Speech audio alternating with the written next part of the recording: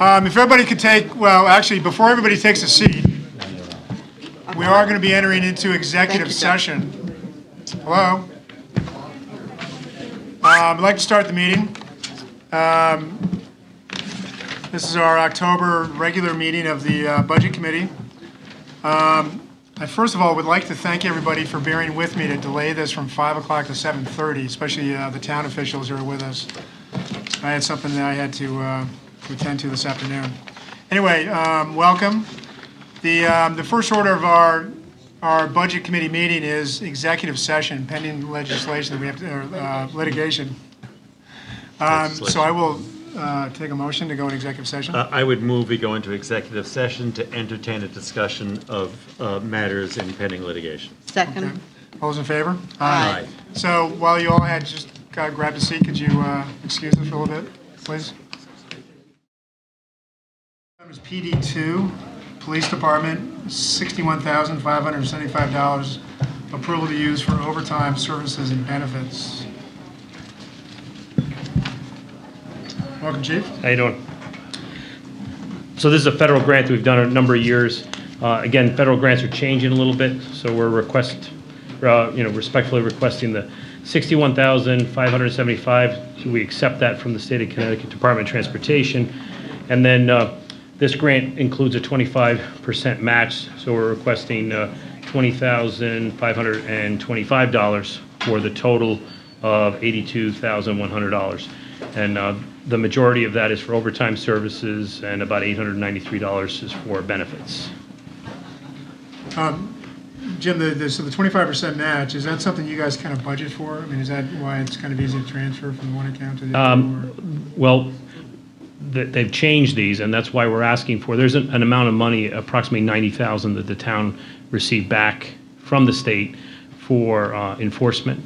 So we'd like to request that $20,000 from that account that we received back from the state, mostly for a cell phone and a few other summonses. A lot of people think that, you know, when some officer gives a summons, that all the money comes to us, and it doesn't. There's a very small percentage that comes back from the state. So we're asking for just the portion that will do the match for the DWI grant come from that. The rest of it, again, will stay in the account. Okay. The sheet I have indicates an error. Was there something that needed to be fixed? No, it's the way that the sheet's kind of written so that the from equals the to. Okay. Because this 25%, it's out of balance that way, which is the way it has to be. Okay. Questions? No. Nope. Okay, next item is PD3, Police, $94,951. Approval to use for diver equipment sustainment. Grant, this is a federal grant through Homeland Security for $71,213. And these funds are going to be used for a couple of things. One is to outfit a dive trailer, which we were able to obtain during the award of a 2014 public safety grant.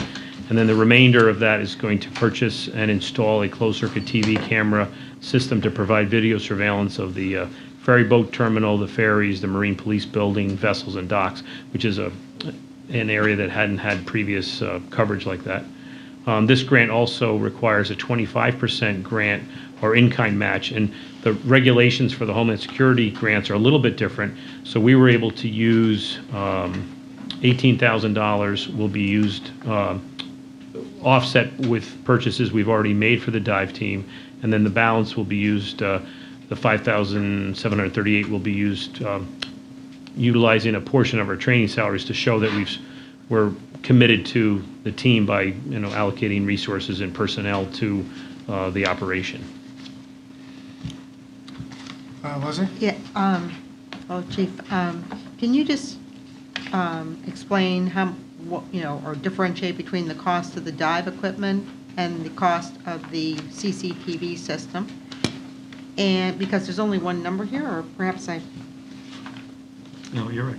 And then I was wondering if you could just give us a little bit of information on the CCTV system, how many cameras, or just a little bit about the scope of what that system entails, and where, if it's monitored, where it would be monitored, or if it's just, It would be monitored at headquarters, similar to the one that we have currently at Town Hall, and it would be a camera that would cover the building and then cover the docks, and that would include both the police vessel, public safety vessel dock, and the ferry docks, which So again. 2 cameras?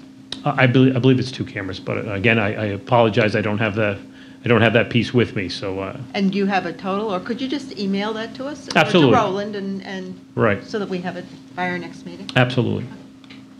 Really? Just a quick question. One question we often ask, Chief, in these situations where we're getting equipment through a grant is the useful life of the equipment we're going to get, because we've heard of building in replacement, and we want to know when that might happen. Do you have a sense for this equipment, how long it lasts, what the useful life is? Well, the dive equipment, we think, again, it's not like the dive suits, which have about a 10-year shelf life. This is an outfitting of equipment for the trailer itself. I think those would be, a 15-year would probably be the more reasonable, and we'll include that in our 15-year projections for capital replacement. It's much similar to what we do for the engines on the boats. Thanks. Jeff? $18,000 of the match money is coming from a capital appropriation that we made last year for dive equipment. I promise not to go into the dive equipment issue with you, but I am a little concerned about transferring money from one capital appropriation to a different capital purchase that isn't coming. Oh, no, it wouldn't. I want to be sure that the improvements to the dive trailer and the maintenance of current equipment, whatever that reads, whatever that means, I'm reading from your request, that's at least $18,000, so that I'm not using a capital appropriation that was meant for one subject to apply it to a different subject. No, what it is we have to use either a match or in-kind purchase. So in other words, we're not asking for $18,000 more. We're just demonstrating to them that we've already purchased a percentage of the equipment ourselves through capital that was expended during last year's budget. So that's money we've already spent on dive equipment to show that as part of the total package of the public safety dive team that we paid for 25% of the equipment on that trailer. So you're not taking $18,000 out of our capital appropriation and applying it to something else? Correct, we're not. Thank you. Go ahead, Leslie? I just had one follow-on. Is there a reason that you need this CCTV system down there? Have there been issues, or can you just, Sure. explain to us why this Well, was one of the issues and again, I can't go into every bit of a security in a public forum, but we did identify that this is especially with the Homeland Security, the 2 ferry docks, the dock where the 2 ferries are, is not provided 24-hour coverage. And if we have this closed-circuit TV on it, we would be able to monitor that better.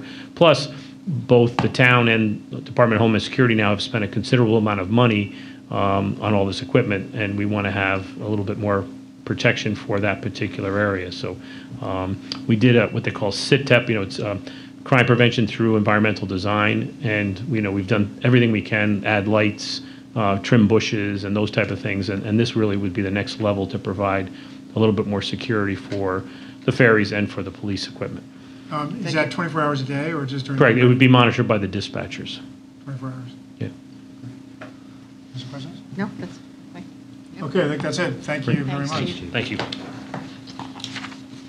Next item on the agenda is supposed to be FD1, Fire Department, release of conditions on overtime funds.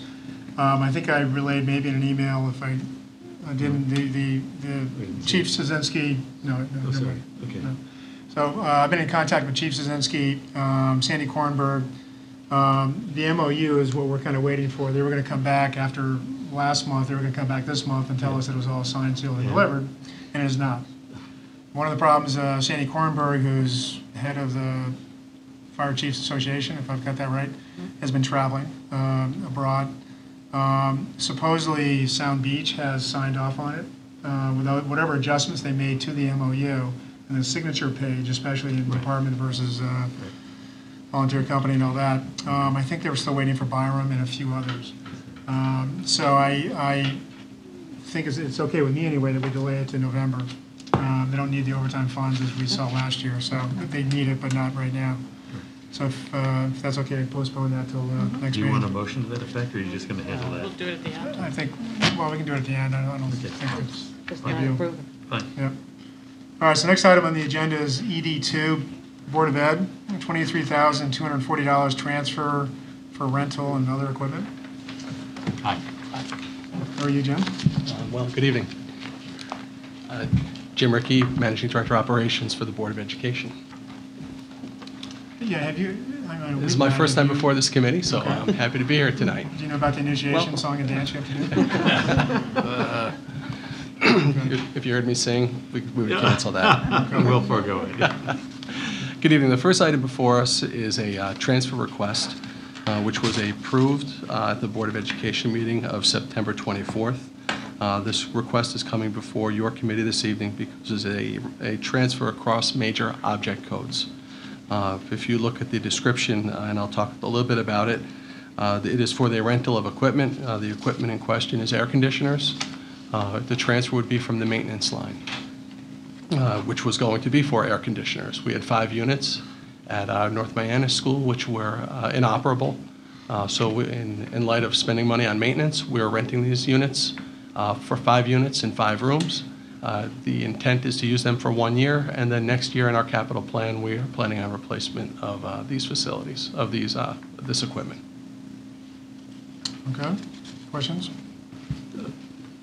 Yeah, a couple of things. Let me just, I'll ask you questions that you've already gone through and made decisions about, but it'll give me comfort for me to hear the rationale of your decisions. Is it wise expenditure to be spending money on the rental of equipment that we're about to go out and buy anyway? Would it have been more logical to have devoted the rental money towards the purchase and not go through this period? And the second question would have been, what are we air conditioning here? The other choice would be, can we delay air conditioning, leave the space un-air conditioned until we're ready for the capital appropriation? Could you talk about those two things? Well, let me start from the back and move forward. The rooms in question are occupied. They're used as classrooms right now. If you recall, just a few weeks ago, we had a pretty intense September, so we had quite a bit of heat. These buildings, these units still struggled with that heat, and it made it for a difficult situation.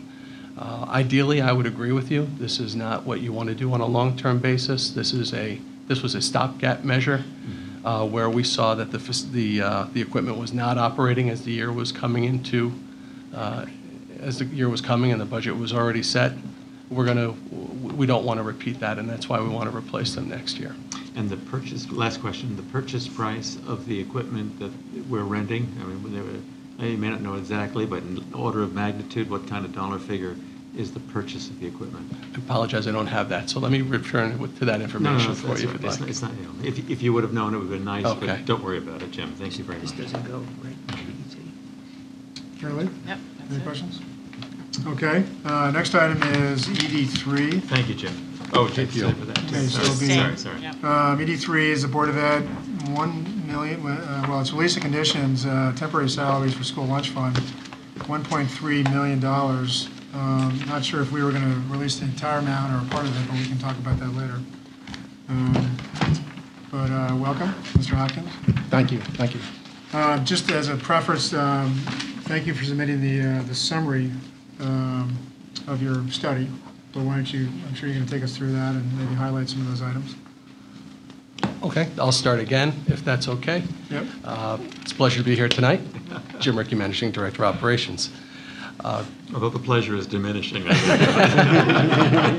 So this was a project that was a plan or a report that was in process when I started. In January of this year, the Board of Education tasked the administration to start a review of our food services program. And I think shortly thereafter, your committee requested the same.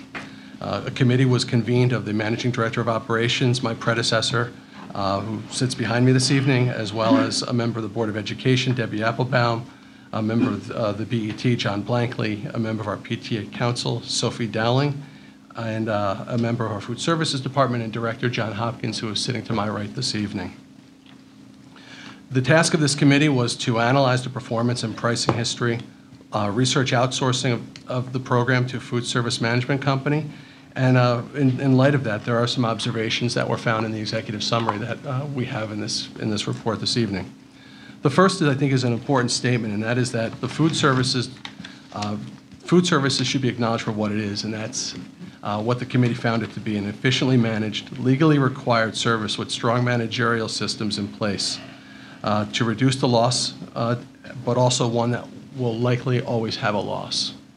It is a service that is provided.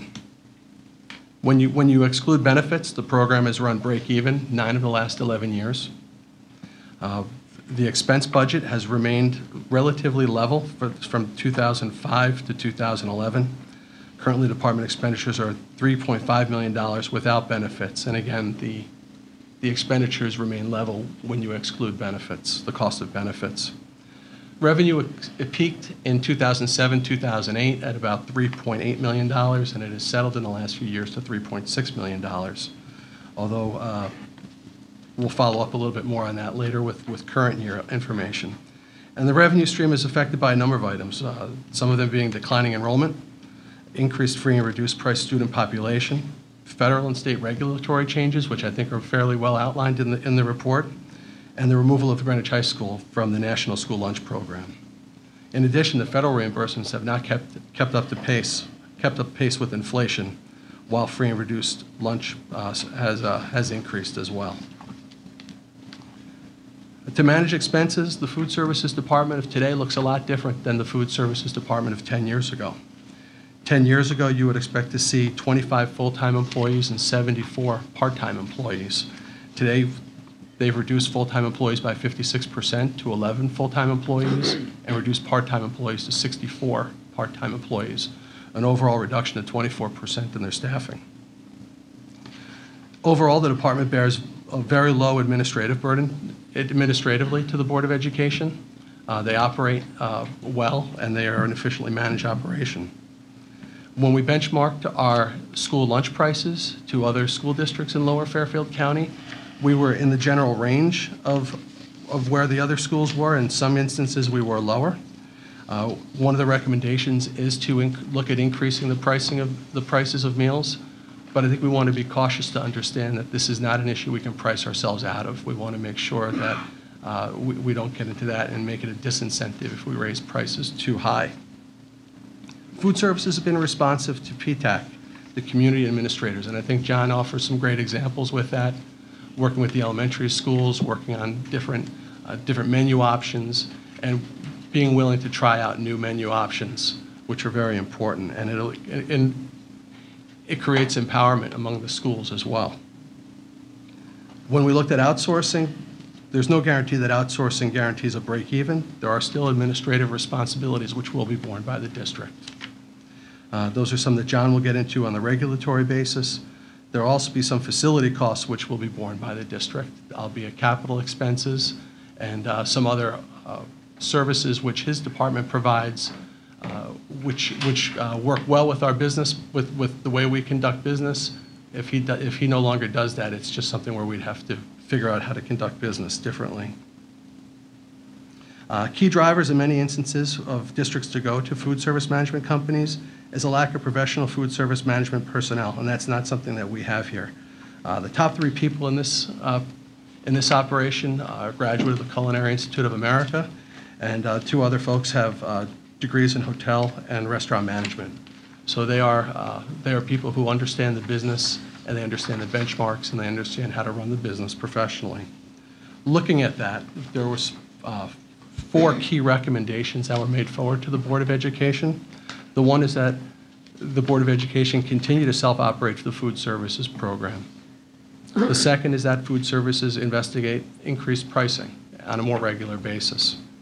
Third is that food services aggressively market and promote its services and programs within the schools and with what we can do for some catering as well to generate some ancillary sales. And the fourth is that we recognize all efforts will be made to keep that loss as small as possible, and that we work with the BET to identify ways to best address the food services program's operating shortfall.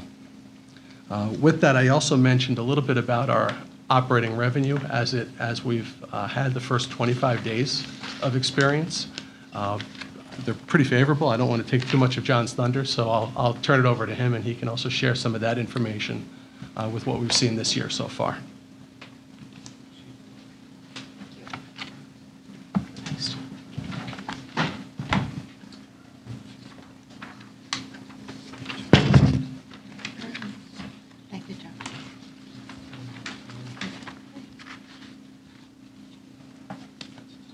Thank you.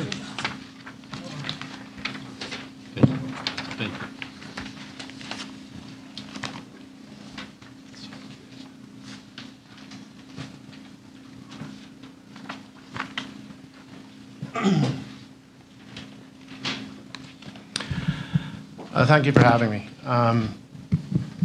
The committee was something that was duly needed in terms of what we were looking at with our budget. We've had some unfavorable years going forward, and I think you guys know that, and that's why we're sitting here.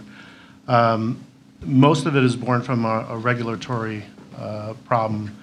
Not a problem, but basically some conditions on our ability to sell the program, to market the program. This isn't new. It started back in 2012-13 with the passing of the Healthy, Hungry, Free Kids Act. Basically, some of the report, and I don't know if you had a chance to read the entire report, but we noticed that the national trends have basically followed our trends, or we're following the national trends, where there's an increase in free and reduced students in this nation. We are currently sitting at 15.3% in the town of Greenwich, so that's been on the rise. What also has happened is that the paying student is no longer or is less interested in the regulations that the HHFK have brought. It's one thing to increase whole grains, increase fruits and vegetables, increase things like that. The bottom line is that the students aren't necessarily wanting to participate and take those items, and therefore our paid participation has been dropping also. Last year was extremely hard because it was the second phase of the Healthy, Hungry, Free Kids Act. We moved from a 50% whole grain to a 100% whole grain, which didn't allow us to serve a lot of things that the students like. The other thing was we were forced to put fruit or vegetable on every plate that went out of the cafeteria as a reimbursable meal. And those sometimes are not the things that the children want. We still have a program called Offer versus Serve, but Offer versus Serve is changed in terms of what we're allowed to comprise a complete meal of. The good thing is, and like you said, we had a decision last year to pull the high school off in 14-15. And the reason being was this was a direct result of the Healthy, Hungry, Free Kids Act. The USDA had basically caught up to what the state regulations were. And in terms of the state regulations, we always had an opportunity to opt out of those regulations to preserve the high school menu, to preserve what we had been doing there. And as the federal government caught up to the state government, they had mandated basically the same things, which meant that we would basically have to alter our menu tremendously to capture those regulations. And the thought process was that we would basically turn the high school, which has been a very popular program, still continues to be a popular program, back to almost a glorified middle school. And we know that the middle schools and the elementaries were hurt by the HHFKA based on what was happening last year. 14-15 was the worst year that I've had since I've been here for 21 years. But we've put a lot of programs in place last year to recapture those revenues and capture some of those students. What I wanted to point out first of all was that I gave you two pieces of information there. And the first one is basically the first 25 days. Last year we had a difficult opening. We had a lot of we were taxed with a shortage of employees in the beginning of the school year, and when we have a shortage of employees, we need to cover all the bases, and basically we start with covering the elementary and middle schools, and the high school is born of that problem where they have to send employees out to these schools, which results in some closed stations for us, which results in reduced revenues, results in longer lines and customer dissatisfaction. Beginning this year, we made sure that we were fully staffed, and we've come out of the gate doing pretty well. I wanted to point out some of those things to you. Let's start with the ADP. You see that it's an average daily participation. Now, this is the meal counts. These are the counts that are basically comprised of children coming in and buying a complete meal at the cafeteria. It's basically got an entree, a fruit, a vegetable, and then a milk. Primarily, those were affected last year, but this year they seem to have bounced back. That tends to be what happened with HHFK, or the Healthy, Hungry, Free Kids Act in the past, where The first time they get it out of the gate, they're not very pleased with it, but in turn, they start to realize, hey, this is something that is going to be trending, and we'll see some more building and participation, and that's basically what's happened this year. So when I say that, the elementaries are already up 7.1%, which is a tremendous amount of meals in school lunch standards. The middle school is slightly up, but not as high as we'd like right now, and the high school is down 17.6%. I'm not very concerned about the high school being down. As we know, the high school is now off the program. These meals, the 290, which is now reduced to 239, is primarily made up of free and reduced students who are basically entitled to a meal, breakfast and lunch, but we're currently not receiving any reimbursements for those. That was part of the caveat when we pulled the high school off the program, that we would forego reimbursements. So that number, even though it's down, it's actually benefiting the school lunch fund. When we move to the sales figures, you can see that the elementaries sales have increased 16.4%. The middle schools are up 2.5%, and the high school, which has come out of the gate firing, is up 22.9%. That is a great number, because last year we were down 8.2% for the entire school year. So we're happy to see that that's been turned around. So John, I'm sorry, so what makes up that 22.9%? Is that Basically, it's fewer subsidized lunches, but more? It's more the a la carte revenue. The high school is about a 96% a la carte revenue-based program, where we get most of our revenue from a la carte The purchases. 17.6% is the people who are purchasing the full meal, Right. not the a la carte, right? Right. So even though part of the sales, we do sell full-price meals to students at the high school, but basically it's only about 10% of the population is purchasing those meals.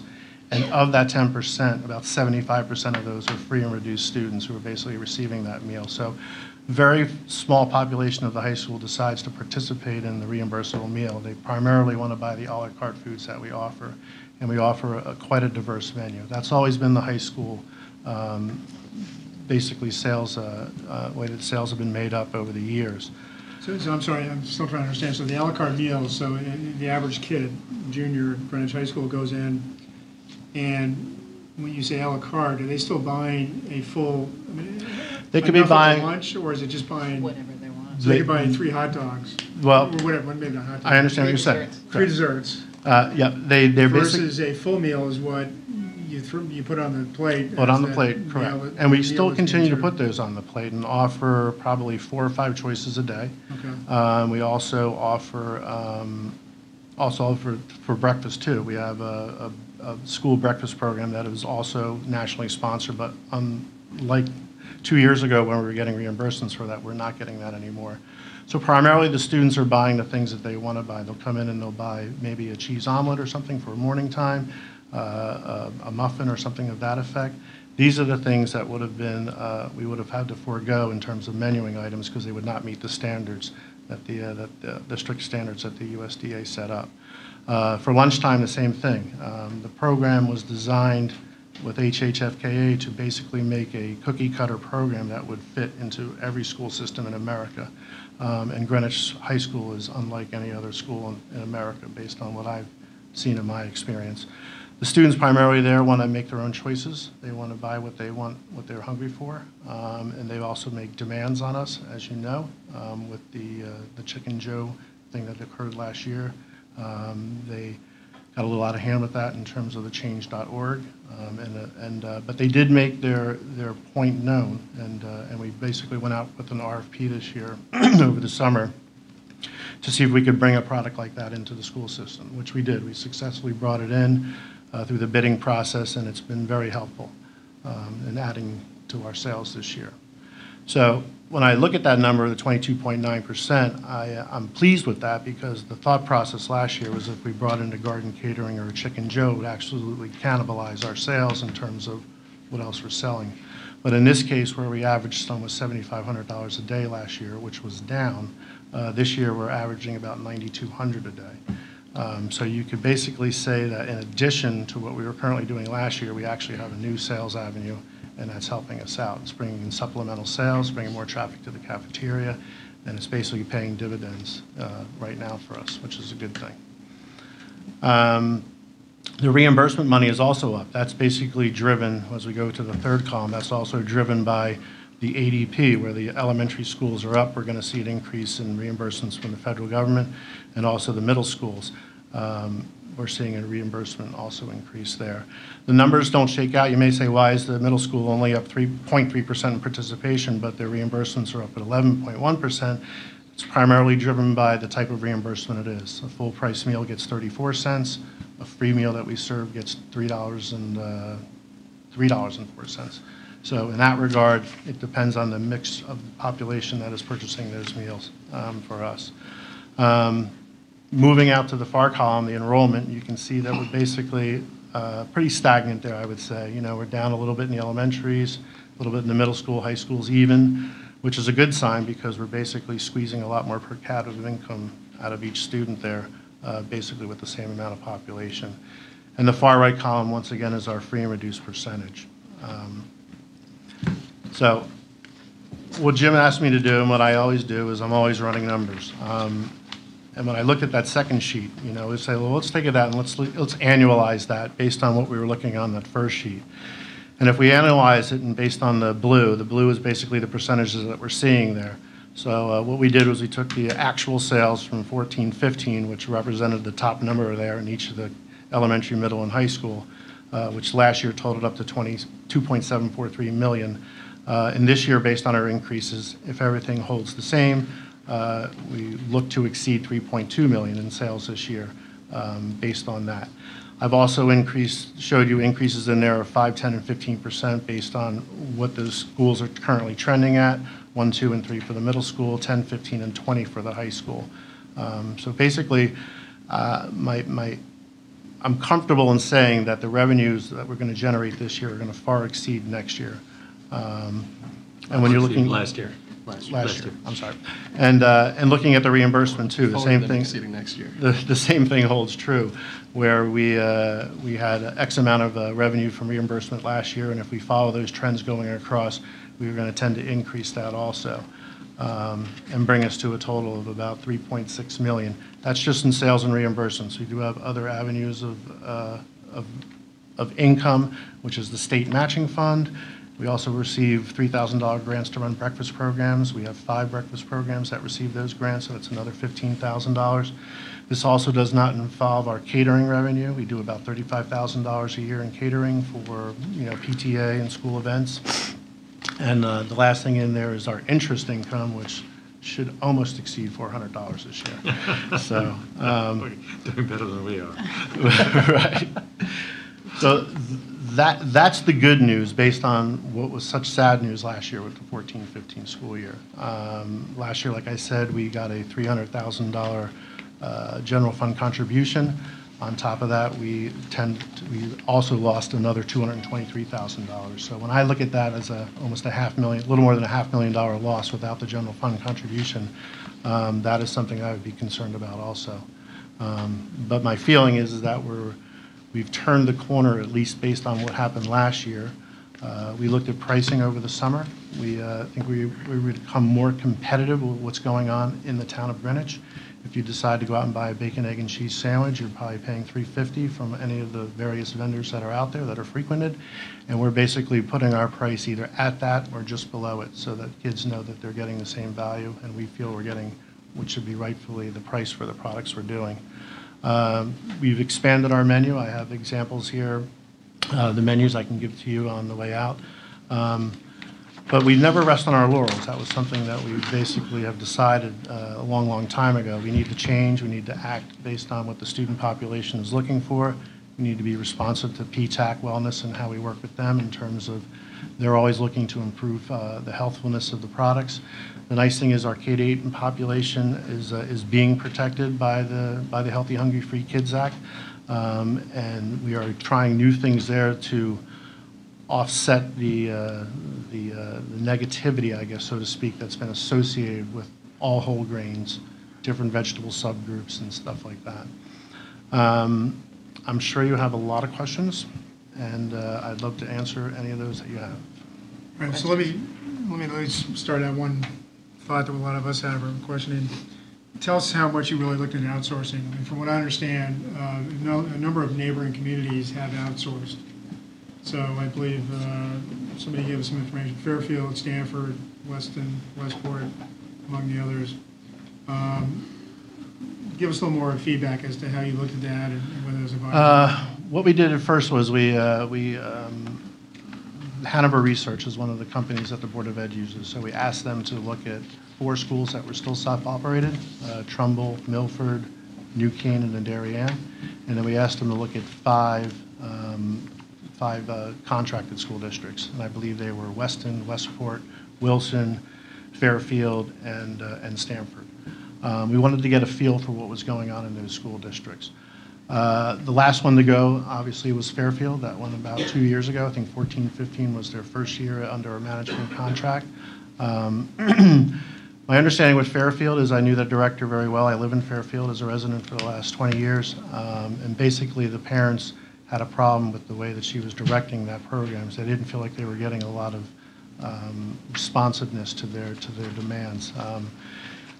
So when we asked Hanover to research those products, we asked them for certain things. What was the general, why were these schools looking to outsource, number one? Number two, was there any cost savings to the district? And what we found out that the report was a little vanilla. The management companies were not very inclined to speak about the numbers that they were born in their district. But when we talked to people about Darien, Trumbull director I know, we get a little bit more information on how they work their programs.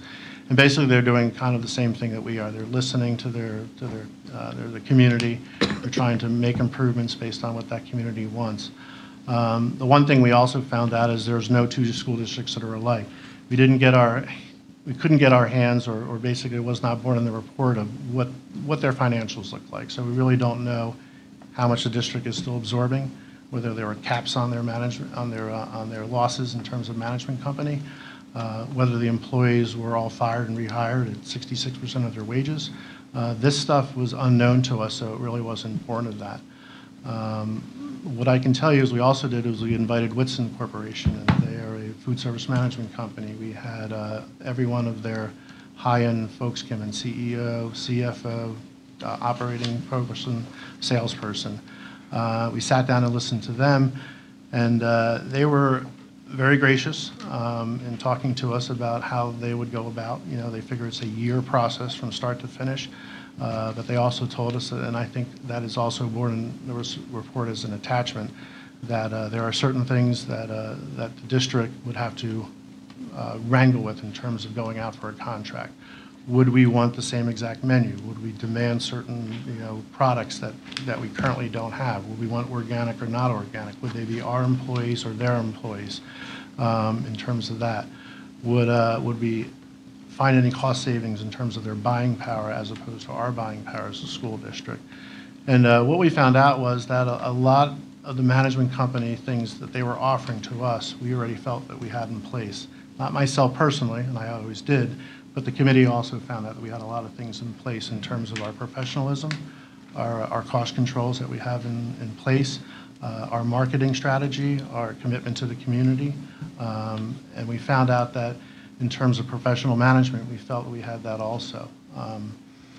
We also noticed that there was going to be still costs borne to the district, whether we decided to go out for a management company or not. The district would still be would still bear the expense of maintenance of its equipment, all the assets in terms of the kitchen equipment. There's going to have to be an administrative clerk to handle certain duties that management companies are not allowed to take care of. As a local education agency and a school food service authority, there are certain things that the state of Connecticut will not allow management companies to manage. Therefore, the school districts are still borne with those expenses in terms of meeting that. There's capital money, and then basically our department also provides mail service for the entire school district in terms of delivering and collecting mail on a daily basis from all the schools. That would have to be reestablished into the Board of Education. Rough estimate on those costs to the school district are going to be about $223,000, and that's just based on what my current numbers are on maintenance, gas, administration, capital. The mail service, I can't put a number on, but I put about $15,000 on it because they are going to need somebody to drive around the school district. So bearing the fact that it's going to be a cost whether we're in management company or self-operated, the thought process was that we have a lot of systems in place within the town of Greenwich that we feel that manage our program very efficiently. One of the things that was pointed out there is that our operating expenses have maintained pretty level for the last 6 or 7 years, with the exception of collective bargaining agreements and with the exception of the benefit cost of the program. Prior to 2004-05, you know that we had, all those benefits were incorporated into the Challenge General Fund. We were challenged back into 05-06 to phase those in, and we phased those in as we did so, primarily by leveraging our full-time employees to pay for the benefits as they increased. There was a direct correlation to what the increase in benefits was going to be every year based on how many people we had to lay off to recapture that number to make our budget work. And it did primarily up until about 2011-12. So at that point, that's when we could no longer cut. We basically hit our staffing level in terms of how many people we needed in each station to run. So with management company, the bottom line is we don't know exactly what the cost would be or what the savings would be without actually going out for RFPs and asking them to come back in. But once again, the process is very detailed, and the Board of Education administration determine how they want that contract set up, what they want in terms of services provided based on, I guess, what they're experiencing now, which for all accounts is pretty positive. And then the management companies would bid on that particular package that we lay out. So that's where we're at. So I'm sorry, in terms of that last sentence you just made, the statement that the Board of Ed has not said we want to go out anyway and try to get some bids to see how they compare, or are you still thinking about that? The Board of Ed has decided not to go out for an RFP. Our understanding when talking to the management company is that this is something that they take serious. It's their business. The RFP process is a very long process in terms of you got to work with the state of Connecticut to form a contract. You know, there's boilerplate information, and then there's also local information that we'd have to add in there. Then you would invite those management companies to come in and basically bid on your particular bid on your process, and then basically you would evaluate that on their findings and stuff, or at least what their particular thing is. There could be several different scenarios in there, like if the district employees remain ours, you know, and they still have a collective bargaining agreement, or if we tell those people we're breaking the collective bargaining agreement and we hire them back as management company employees under the prevailing wage of the management company. But right now, if it's something that's going to be considered, it should be something, I guess what I'm trying to say is it should be something taken very seriously. I think that's the last ditch effort, so to speak, because once you go out for the RFP and make a decision to turn your food service department over to a management company, then you're in. Very few go backwards and come back to self-operated. So. Right. So the result of the committee was, after looking at all of the factors that John discussed, one of the first of the 4 recommendations was that the Board of Education continue to be a self-operated food service operation. But again, working with those other suggestions as well to work at increased pricing, work on marketing and innovation, and of course working to create a more predictable and smaller delta year over year, recognizing that this is not we don't want a growing delta, a growing loss. Just one other question. Going back to your kind of pro forma here.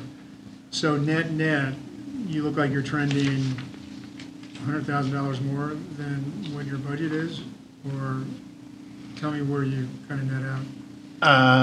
About 117. Our budget for 15-16 is currently, we have ordinary expenses of about $4.12 million. And we felt that based on the cafeteria receipts, if the current trends continue, that we'll be able to raise the receipts up high enough to capture not necessarily the $4.27 million, But we think we can go actually a little bit higher on that based on the current cafeteria receipts if the trends hold.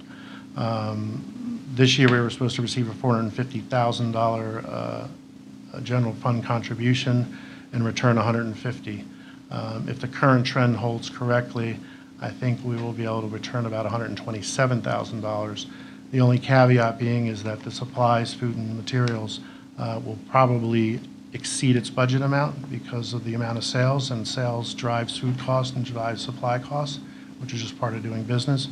But we still think, based on that we've been able to return $127,000 as opposed to last year's negative $223,000. Right, but compared to the budget of 150,000, so you're kind of trending to what the budget is. We are trending to what the budget is. For year end, yes. Yes. We would see our expenditures a little bit higher, like what John said, due to increased quantity. But with that, we're seeing the revenue growth as well. Okay, so just one of the things that, and I'm sorry, I'll let you Yeah, no, guys. okay. So one of the things, we're in the middle of right now is building our budget guidelines. And we're trying to project, among other things, where the numbers are going to look like for next year. And, Roland's latest and best estimate for our budget is showing us needing $980,000 to make up some of the losses, especially, the last couple of years, as well as to help pay back some of the negative fund balance. So we've got to figure out ourselves, how much do we budget for? And of course, if we put more into school lunch fund, or the contribution from the general fund, then we're going to have to take it from somewhere else. Right. And things are going to be tight this year. So FYI, that's why we're very concerned, and that's why we've singled this out over the last year or two before you came, Jim, but kind of tracking this so we get an update. Well, I think to this plan, I think this speaks favorably. Fund balance this year, I think we're looking at about a deficit, a cumulative deficit of about $675,000, $680,000. Assuming a return of about 150, you should see that fund balance, that negative fund balance, decrease by that amount if we hold true to this projection right now. Okay. So, Mary Lee, I'm sorry. No, so going to the other side of the equation on expenses, similar to our friends from Nathaniel Witherell that are here tonight, benefits are part of the equation. And if you factor that in, as well as projecting some potential price increases that you talked about in your report, if you could project out not fiscal 16 that we're in, but fiscal 17, adding that new strategy of increased prices, can you project again for us where you may be? This is 17, not 16, which is where we are now. Right, for 16, Because 17. you don't have, currently, if I understand you correctly, the additional strategy yet of increasing prices. Is that correct? Decreasing? Increasing Increasing. prices. No, For we, next year. yeah, we, in the past, we've been on a 2-year increase, basically. We've been looking at strategy of increasing about a quarter every other year.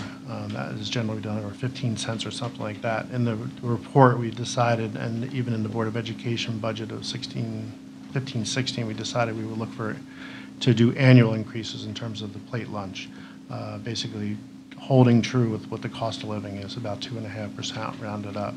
So the philosophy is to increase prices going forward every year if our operating expenses increase every year also.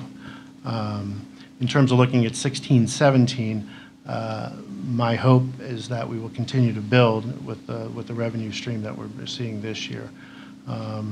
And also there might be a slight adjustment in terms of the benefit costs based on the factors that we were given this year for 16-17. So that being said, we're not looking to increase, like I said, the food service budget is basically driven by the collective bargaining agreement and the increase in benefits each year. Everything else pretty much holds steady in terms of what we do in terms of efficiency. So 14-15 was a horrible year. I'm not going to kid you. 13-14 was a better year. And I think 15-16 is going to be a better year also. So taking out the 14-15 out of the equation, I think we can definitely trend on what's going on. There was slight increases in enrollment coming our way.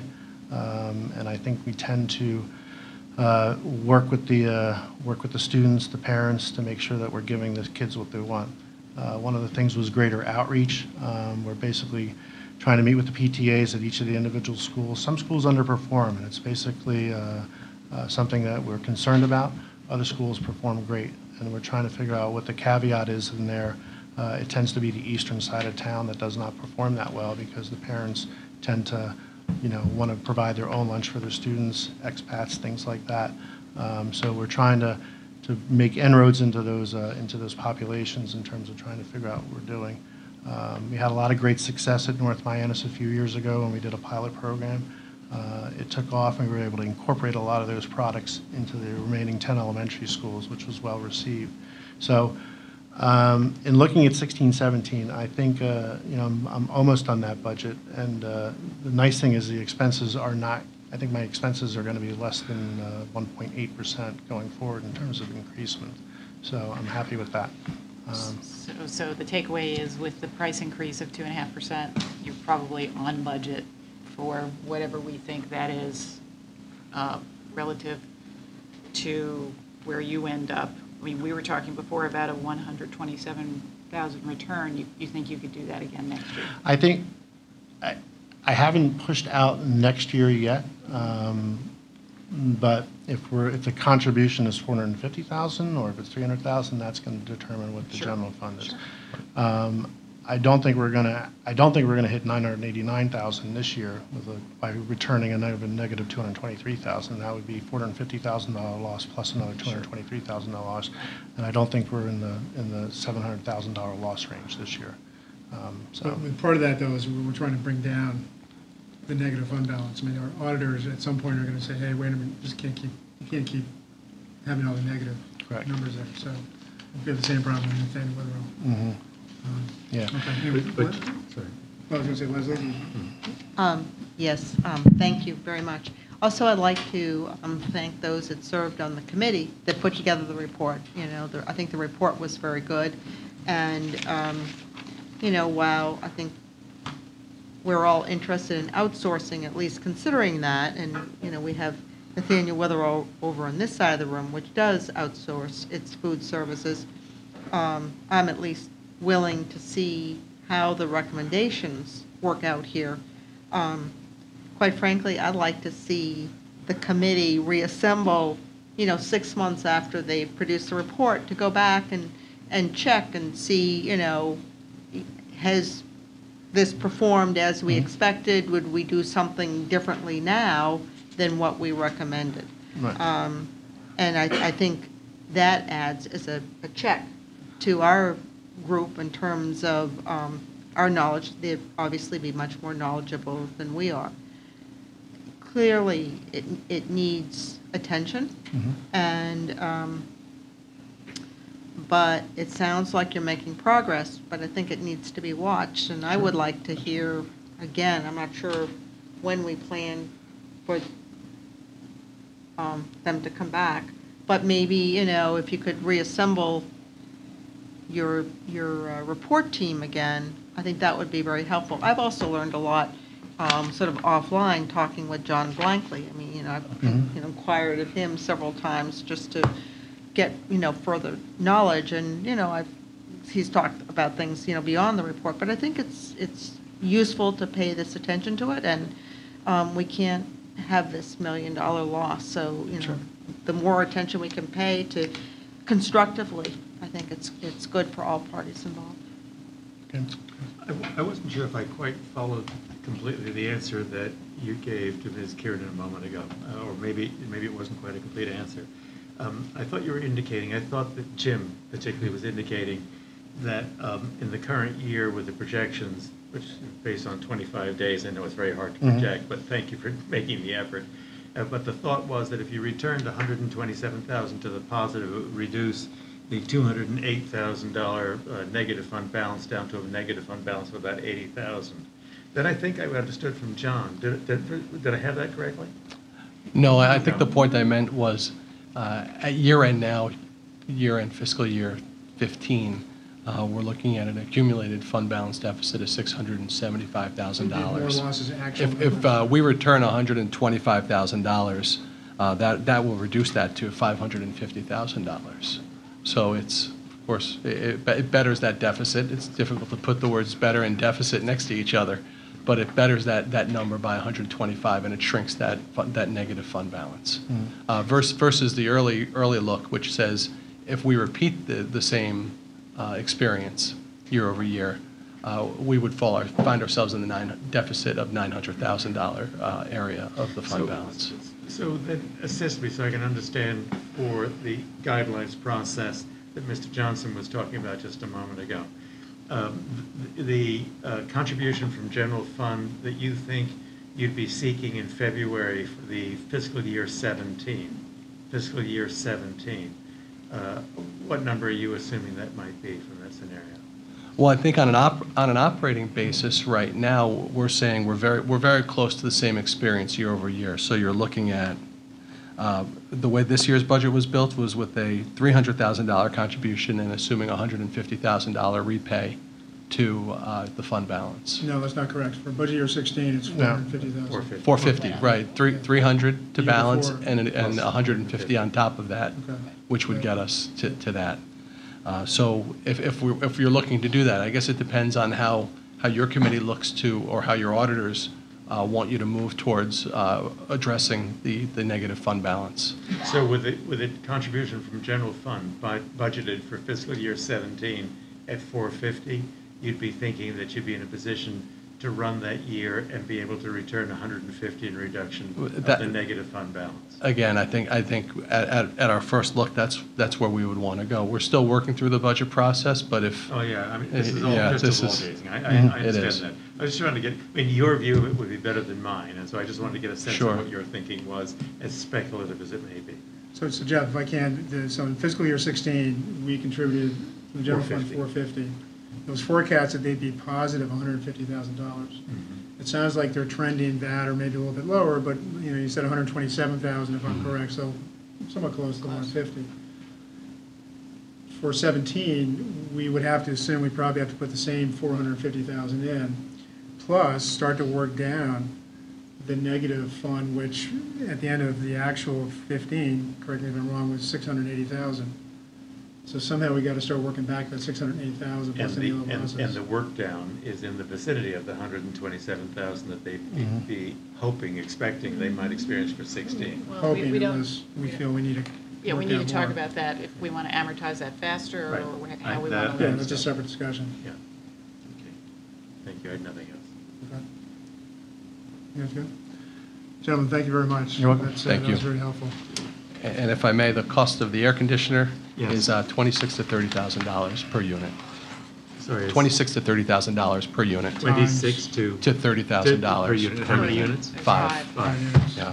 Thank you. Now, how'd you manage to get that in the end? Well, I wasn't texting my Tricky kids. stuff? Okay.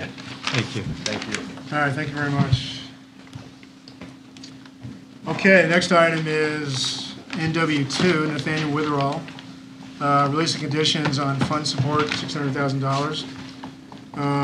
Where we were a month ago was we invited the people in from Nathaniel Witherall. Please come up and join us. Again, we were concerned, if I can try to summarize, a month ago when we were sitting here, we were very concerned that the actual fiscal year 15 numbers were a loss of $3 million, coupled with a fund balance of minus $405,000. So we were looking at a negative fund balance of $3.5 million.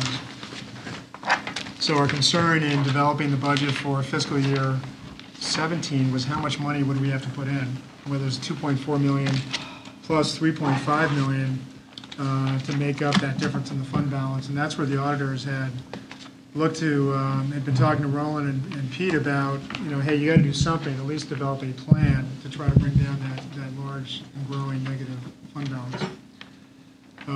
So when Alan and Chris were here last month, he had very preliminary numbers, in fact, not even preliminary numbers, trying to tell us where you were.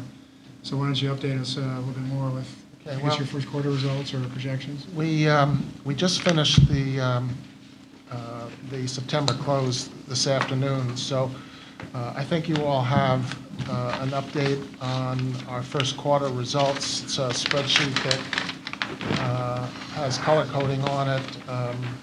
Looks like you do. Before we get started, though, with the specifics, Dave Ormsby asked if he could have a couple of minutes just to talk about some overview issues.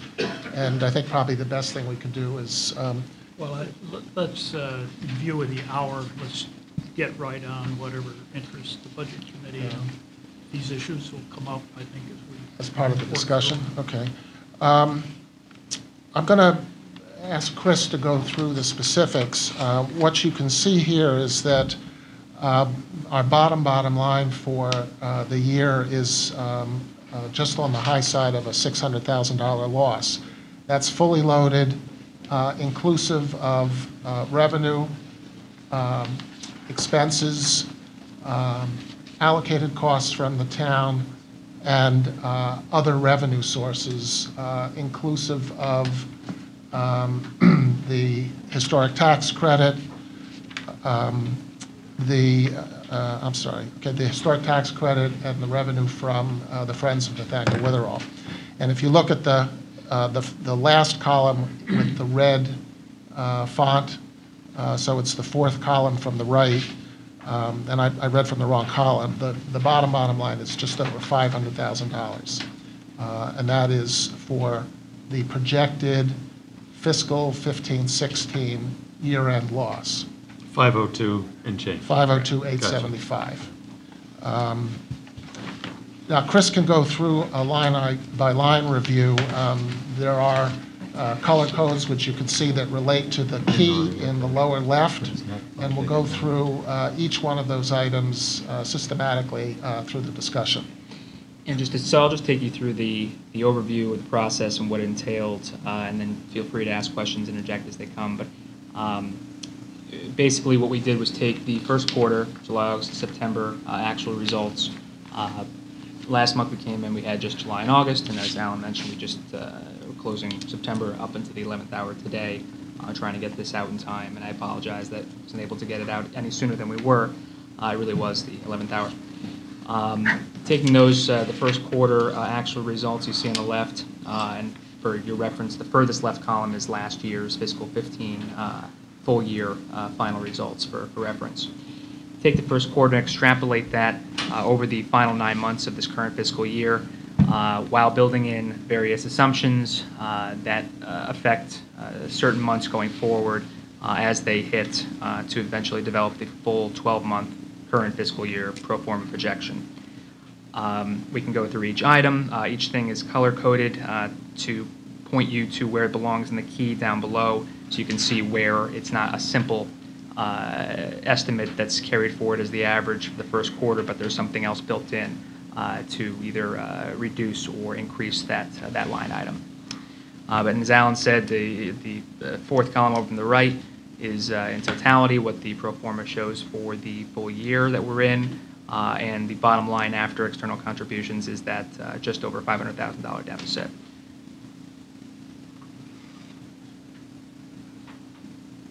Can you take us through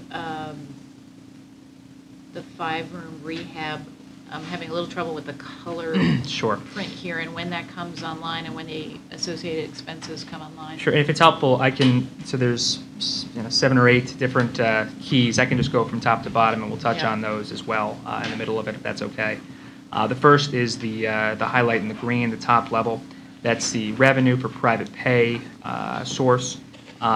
We have starting in January, we've historically had a vote on a private pay rate increase or to remain where we are. This is assuming a 3% private pay rate increase effective Jan 1, 2016. That's contingent upon the board of Nathaniel Witherall voting that to be approved. We have reason to believe that will take force, so it's included in this pro forma. You can see that generates the additional revenue from January through June versus what the previous 6 months showed. The next item down is the Medicaid revenue section. We received our Medicaid fair rent rate increase that's effective retroactively, so July 1st of this year, and that was a $13.11 per resident day rate increase over the prior year's rate. That was slightly, actually about $3 over what the budgeted rate increase was, so that was a positive for us. So that full tan line, if you want to call it, affects the entire year, July through June, and raises the revenues for the Medicaid residents. The third line is the Medicare revenue. Effective every October 1st of each year, Medicare releases their updated litany of RUG scores, and there's 150 over that RUG scores, which per minute is how they determine the revenue for each Medicare resident that we have. And they are in order of intensity by the actual therapy being performed. We just found out a 1.42% increase in the Medicare rate starting October 1st of this year. So you'll see that blue starts in October. And you'll see the increase over the first quarter of the year, and that's due to that 1.42% increase going forward throughout the rest of the year. Now, where you're going to see the beginning of the 5-room discussion is beginning in April. You'll see a blended color, so it's blue and that pink. That's because two things take effect for April, May, and June of this pro forma. The pink is the revenue, $252,000 is the projected revenue over 3 months that these 5 rooms, if completed, would generate for Nathaniel Witherell. Now we're assuming all of that revenue would fall into the Medicare line. The vast majority would, but a little bit would fall in other payer types, but for simplicity's sake, it's built into the Medicare line. Going down a little further, you'll see the red is essentially a reduction in personnel services. So we, going back into our history, have noticed that the summer months, especially the bulk of our staff is nursing, ends up going over the budget. If you divide the budgeted total salaries divided by 12 because of time off for full-time employees and then having the need to bring in additional part-time staffers. So our part-time number goes over that straight line allocation for the summer months. So we anticipate that the actual numbers for July, August, September are not necessarily indicative of what the total would be if we carried that forward for 12 months. So we're actually reducing what we anticipate that the personal services to be for the remaining 9 months of the year by that 2%. And keep in mind, that's not just salaries, the bulk of it is, but that includes another big line item in there is our outsourced therapy and our outsourced food services we talked about before, the labor involved within that. And then you blend similarly to above in the discussion, you'll see a yellow blend between April, May, and June. That is, again, if the 5 beds project is completed starting in the final quarter of the year, that would cost about, we budgeted in $105,000 in additional labor cost to facilitate the residents that would be in those 5 rooms. And then finally, $63,000 additional supply expense to run those 5 rooms, the medical supplies that would be necessary for those 5 rooms. Lastly, or almost lastly, is the fringe benefits expense line is the green highlight from January through June. Essentially what that is are a couple different items, but the big one is the anticipated rise in the healthcare costs for the town. It's supposed to be about 14.4%.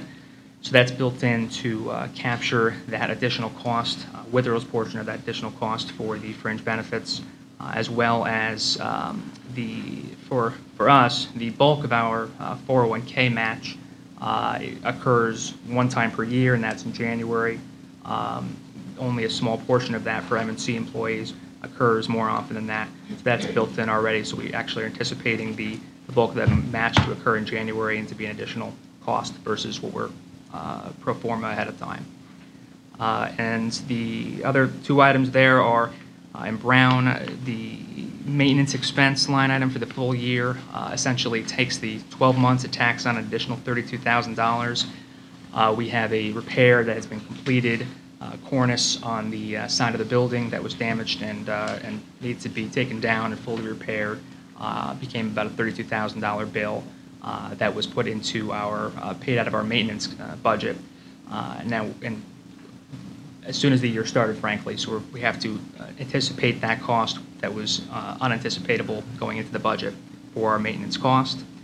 And lastly, the blue are essentially just full amounts for the year that were budgeted, and they're carried at their cost because we don't have any better way to determine if they are currently any different than those budgeted amounts. Those are simply the sewer taxes, the general liability and auto insurance allocations for Witherell, and the debt and interest costs, as well as the in-kind services that we incur.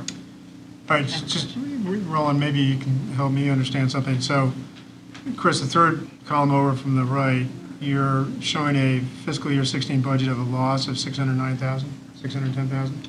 Correct. And what were we showing, Roland, that in our budget for 16 for Nathaniel Witherall, I thought we were looking at a positive gain at the end of the year, or no? Were you also showing the 609,000 loss? We did have a $600,000 loss even after the contribution, yeah. No, but this is fiscal year 16. Yes, Right. in this year's budget. Okay. 56. The 656? That's what I have. Well, no, that's a fund balance. No, but that's performance at the end of the year. Right. You're going to see a slight difference from the budget in front of you versus what we're showing here. Now, to explain the differences, they all fall into the bottom line external Okay, yeah. contributions. Yeah. So we have what is the anticipated energy efficiency grant was not previously included in the budget. Which reduces that to this. Well, Yeah. I'm looking at in the yellow sheet or whatever, but here, come on over. I thought we were projecting them in the 16-year budget to have positive 553,000. That's the current fund balance beginning of the year, and they, because that's positive, it brings it down by. Right, yeah. But the revenue was supposed to be at 553, 137. I'm not looking at revenue. I'm looking at the bottom line. Right. No, the bottom line is that's fund balance change. But Yeah, here's the net positive. revenue. Yeah. Positive, Above that. but that's net. Yeah. That's the carry forward of the fund balance and reduces that because Yeah. it's a positive Yeah, so 553. 656 You're right, was- that 500 was positive. Yeah. So I'm just trying to understand where we Sure. are. In our budget book, there was a net revenue, a positive revenue at the end of fiscal year 16 projected for Nathaniel Witherall, 553,000. All right, one difference already is bond proceeds. I don't think you have that. We Oh, have that in yeah, our yeah, book, and you don't have that. So that's one difference Yeah, right there. So you're that right. makes up the swing, I think, Okay. that we're seeing. We took out the bond proceeds. Do you That understand that would do it, yeah. Okay. So that would put you back in a negative balance. Okay. And just to finish with the No, I'm sorry. point, no, please. Point I was making at the end was also that it's one of the items that is new to this presentation, anticipated energy efficiency grant of $120,000, something that is carried at the budgeted amount, wasn't actually included in the budget, but we had to put a line item for that so you can compare it. And Dave can speak to that if you have any specific questions about what that entails. Last item on the external contributions, we've been told to what we can realistically expect from the contribution from the Friends of Nathaniel Witherall for the year, and you see that on the June line item. And included is the $250,000, if you recall, that was expected or allocated for last fiscal year from the Friends of Nathaniel Witherall. That hit in this current year in July. And per the town guidelines, we are capturing that within this current fiscal year to mirror what town finance shows on their end. Okay, so again, you're projecting $850,000 contribution from Friends. Correct. I mean, again, in the budget book, we had $1 million, but that is what it is. That was last year. No, for the budget for fiscal year 16, we had another $1 million in there, Yeah, 15, we had 2 million. Correct. which was, ended up with 750, I believe. Yep. I'm comfortable with the $600,000 figure, which, when you add the $250,000 that we got in July, becomes $850. Okay. Question? As a reflection going forward, to try and see what this foreshadows for future years. So with the payment of $1.3 million or almost $1.4 million in tax credits, that's the end of that. With the payment this year, we're not going to see that in the future. So the 2.4 million plus the not quite $1.4 million, that would leave us 3.7, almost 3.8 in the hole, right? Right. David, give me a reasonable comprehension of what we could be expecting from Friends over year to year over years in the future. Let's say starting with fiscal year 17. Can I be thinking in terms of there being $600,000 contributions each year? No, you cannot.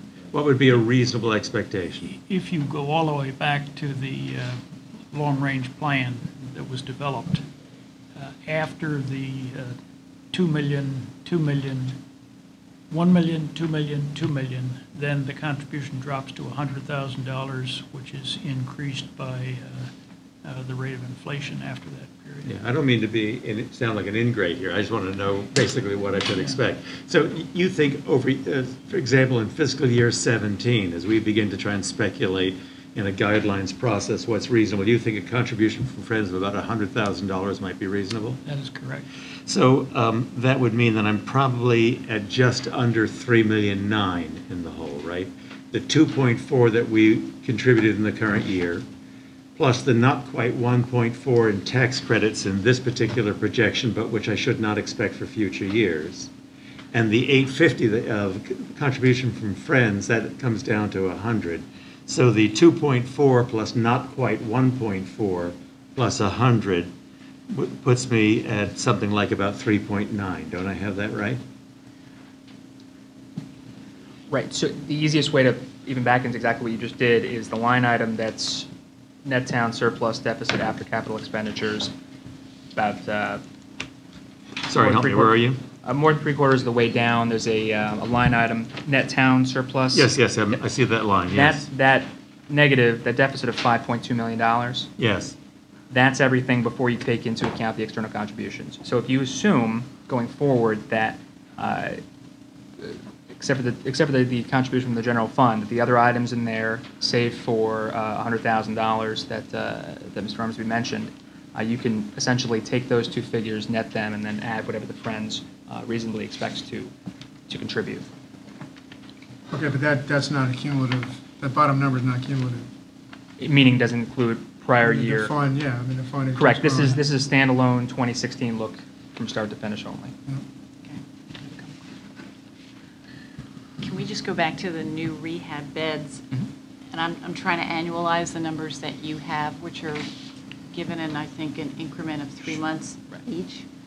So, correct me if I'm wrong, I'm seeing a margin on that of $84,000 every quarter? Yeah, I believe the budgeted, the amounts that were included in the budget when we went through the approval process for the capital for the 5 rooms was somewhere in the range of $370,000 net bottom line increase to the to Okay, Witherell. that's what I'm getting. So you're getting 336, exactly. basically, as a net number we can add to the bottom line for 17. That's a fair range. At least that is what we included within the budgeted materials. Okay. So actually, I'm sorry, I'm not quite done. No, sorry. So, looking at trying to annualize some other figures, you help me understand how you're managing that outsourced therapy services that was an issue at the end of 15. What can we assume going forward? That's how that's managed. Yeah, and it's what an that will be? interesting question because you can assume that with the costs of Select Rehab as the outsourced provider, that the cost of their services as they rise, that's also meaning that the therapy they're providing and therefore the revenue side of that rises as well. And we would, I think it's safe to say, expect to see something similar to what we're portraying here going forward. What happened last year is we under budgeted what the cost, I think on both sides, what the cost of that outsource relationship would be for the year, as well as what it would provide going forward. So what this is attempted to do is capture a more realistic vantage point. I believe that this will hold fairly true going forward. Now that said, nothing is set in stone. I think one of the areas that we would like to dig into is the relationship with Select in general, the contract within its entirety, and see if there's any way to make that more beneficial to us and make sure that we are getting everything out of that we need to get out of that relationship. Is that a monthly contract? No, it's a contract. It It's a 3-year contract with 2 annual renewals, and I believe we're in the 3rd year of the existing contract. We feel that we're coming up to a good point in time based upon that contract relationship and the contractual time period. To at least look into making sure that that's still the best case scenario for Witherell. It's an interesting contract in that when we bid it out, we received 4 proposals from different companies. 3 of the proposals were almost identical in their pricing because they charge by the minute based on the Medicare fee schedule. So most of the providers use the same scheduled rates that Select does, all but one.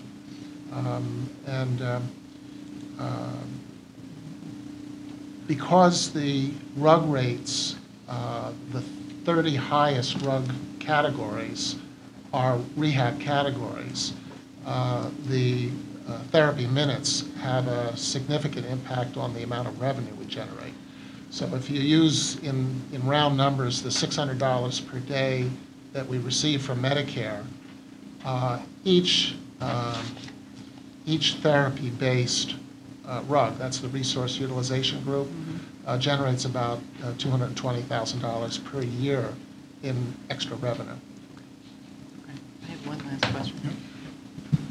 Chris, your assumptions on census and bed day metrics, can you just take us through what the assumptions are there, and are there any new strategies? I know that you've been working on potentially new strategies for reducing empty bed days.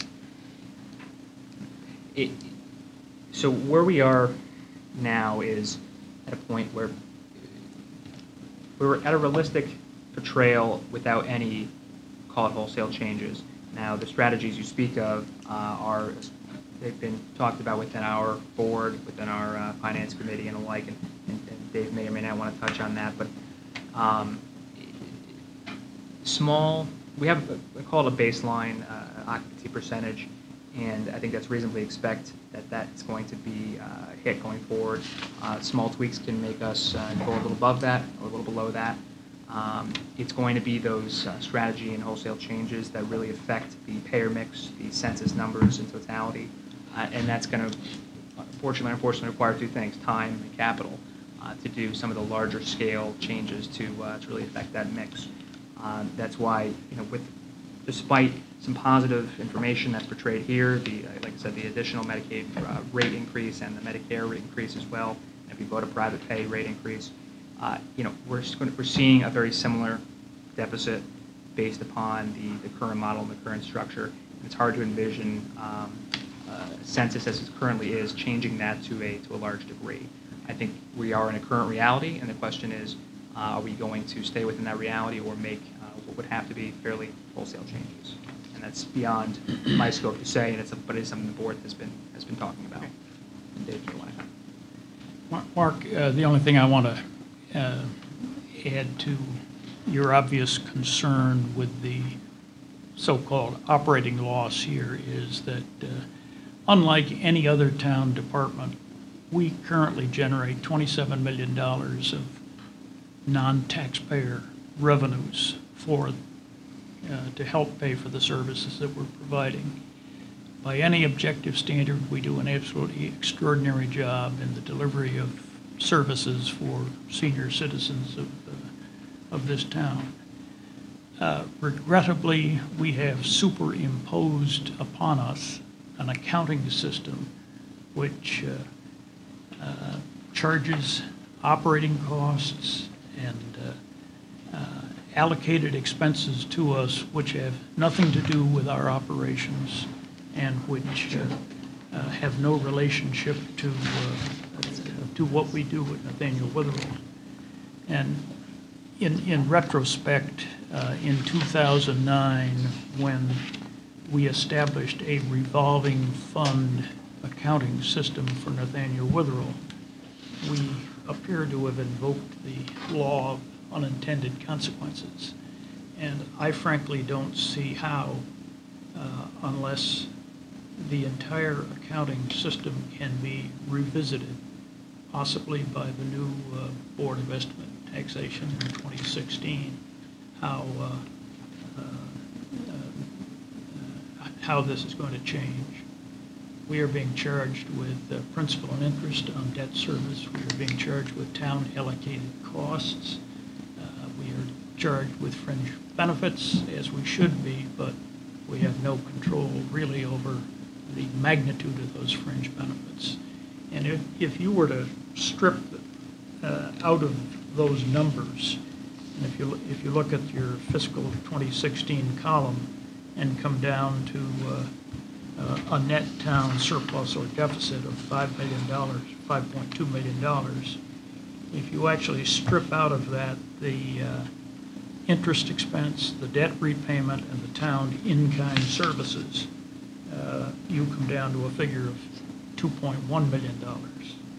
And if you focus on the fact that there are capital expenditures in this year of $1,531,000 and put us back at our regular maintenance budget of about $325,000, you really come down to a manageable number.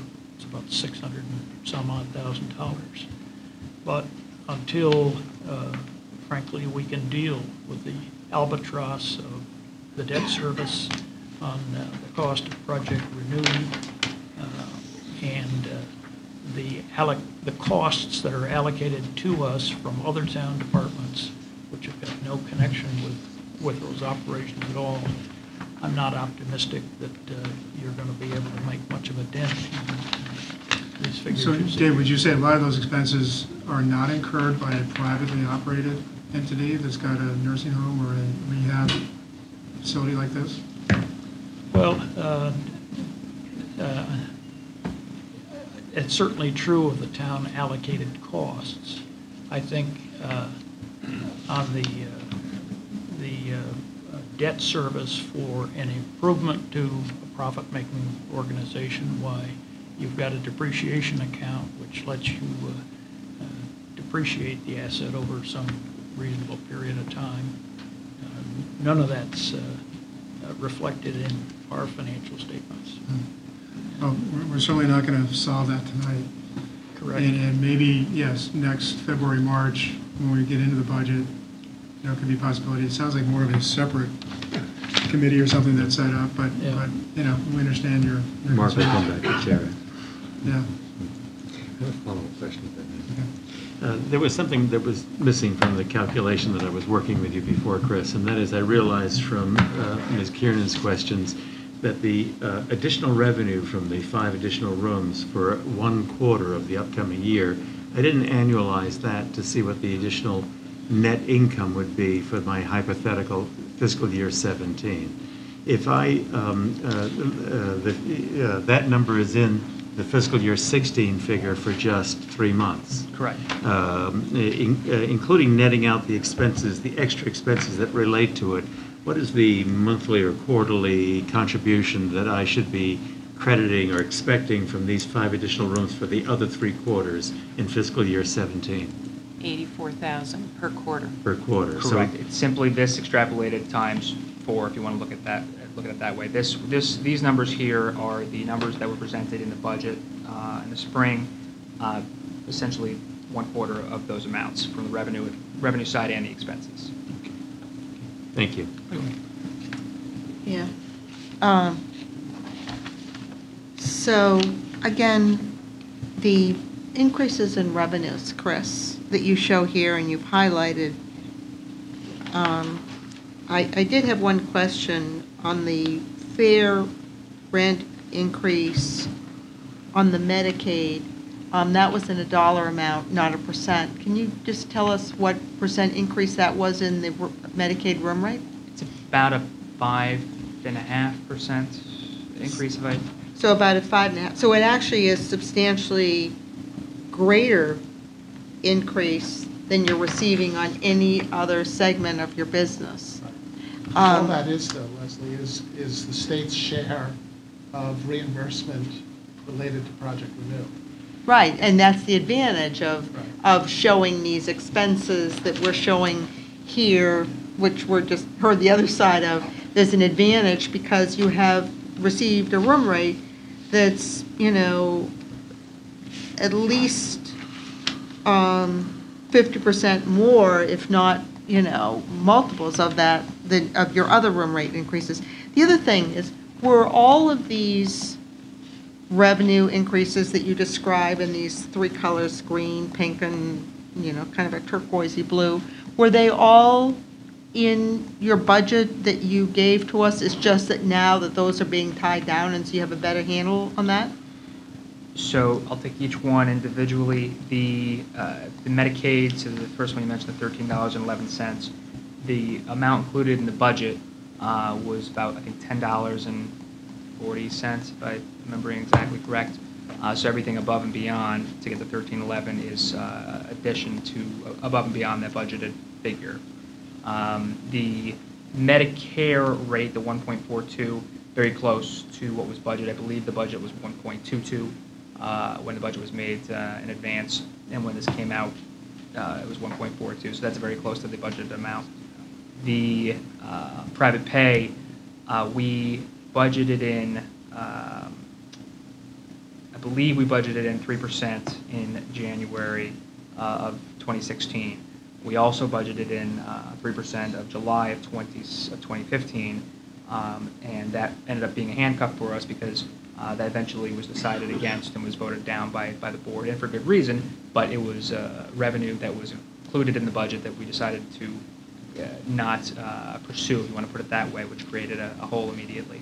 So that's why, the point is it's imperative that we agree and do our best to stick to what we agreed to for private pay increases, because if we get into the town and then we don't, we vote them down, then it does put us in a hole. I think that Mary Lee has brought up a good point in terms of understanding, the occupancy and the room days. I think that having a section above this, the way you do on your monthly reports is very helpful, because it would help us understand. Because, again, coming back to your pro forma numbers for the year and just focus on the revenues, you're basically, the revenues are down $350,000 over what you had budgeted for the year. So despite all these increases we've talked about, quite frankly, I'm concerned about this lower revenue number than was projected. Again, I think, last month when you were here, we talked about allocating overhead, fixed and variable overhead, to get a better handle on what your actual,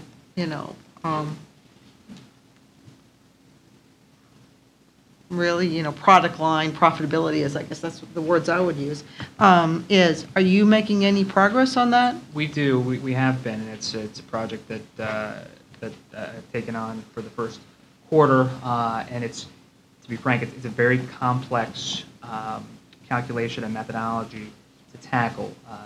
If you're looking at fixed costs and variable costs across each payer type, it's very hard to not be completely subjective when you look at things like food costs and how to allocate that, or even more so labor costs and how to allocate. How do you take an hour of labor and make that for a Medicaid resident versus a Medicare resident?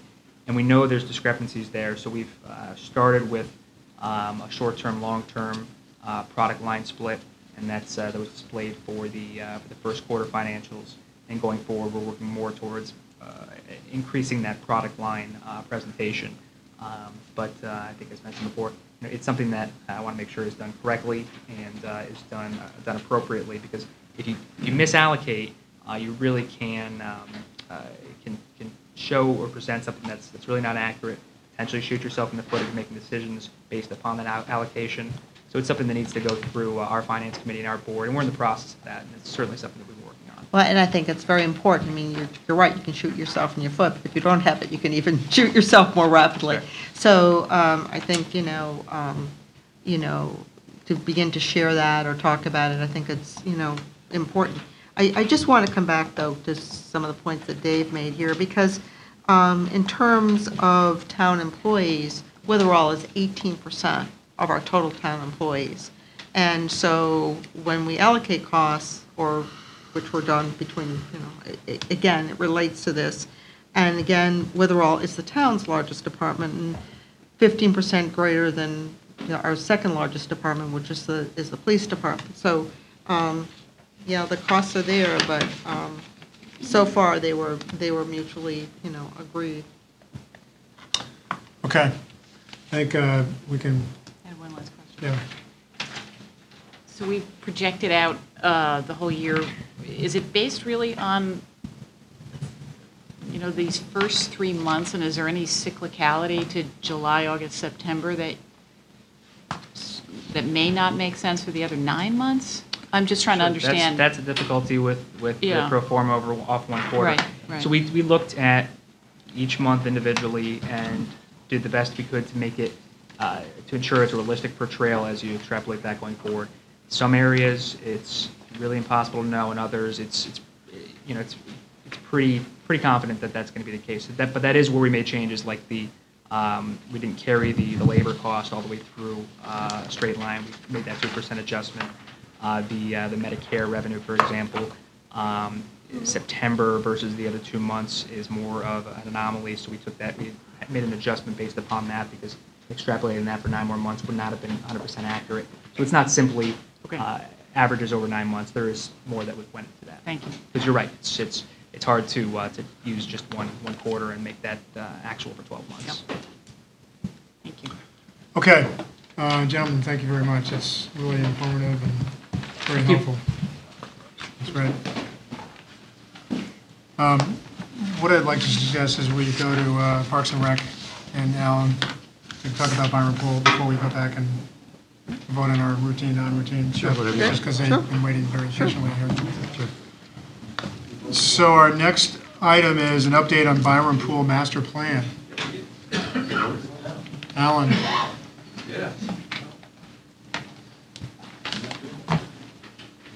Alan, thank you for being very patient. I know this probably feels like a P&Z meeting or something.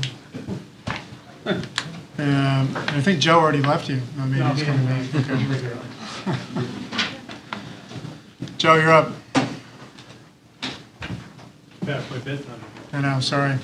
Thank you for being patient.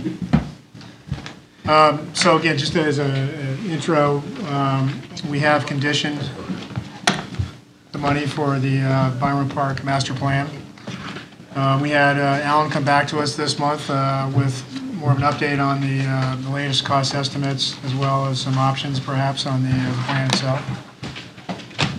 So Alan, I'll leave it up to you. All set? To you, yeah. Okay, what you see in front of you is the 90% complete set. There's notes all over it. We've been going back and forth to adjust the drawings.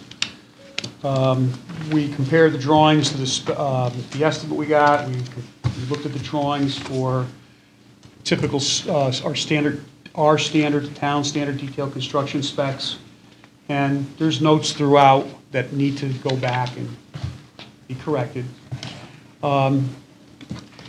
The estimate, which is a pretty long document,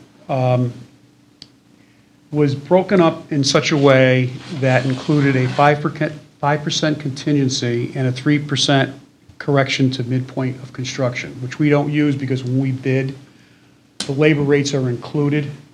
And usually in private bidding, the 3% is used because you don't know what you're going to see in costs moving out.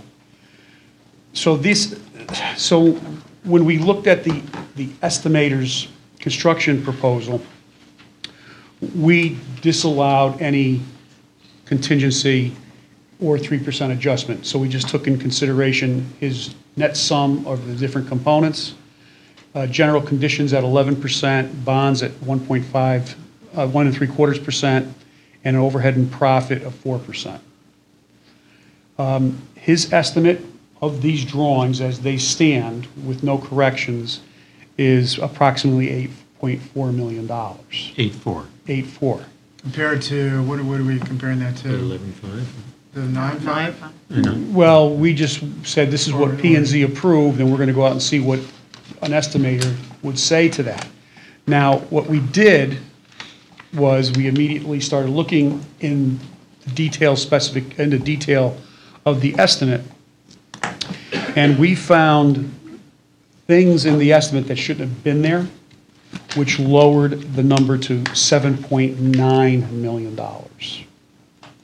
These are items where he put in all the costs of the commercial kitchen, which would not be something the town would be buying in the concession. That would be the concessionaire's responsibility. All we have to do is provide a grease trap and the sinks that have to be plumbed up.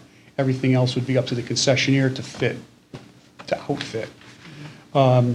The other thing was that they used the standard detail throughout the entire parking lot in the west side of the park, which the detail was for a small portion, not the entire portion. So when we went back with the highway department and recalculated everything, we were able to get $200,000 in savings. So it was things like that as we were going through the drawings and the estimate. We were correcting things as we go, and we've talked to the estimator, and unfortunately, he was not able to correct the estimate for tonight, but those are things that are going to be corrected in the future. Alp, I can just stop you right there so we can follow with you. I'm trying to look at this is October 14th summary, or excuse me, well, okay, whatever. You're looking at my estimate from a long time ago. Yeah, and that's where you talked about pool project construction was 8.5 million roughly. Is that the same kind of number that we're trying to look at here? Well, the estimator originally came back with a number similar to what I had proposed way back when.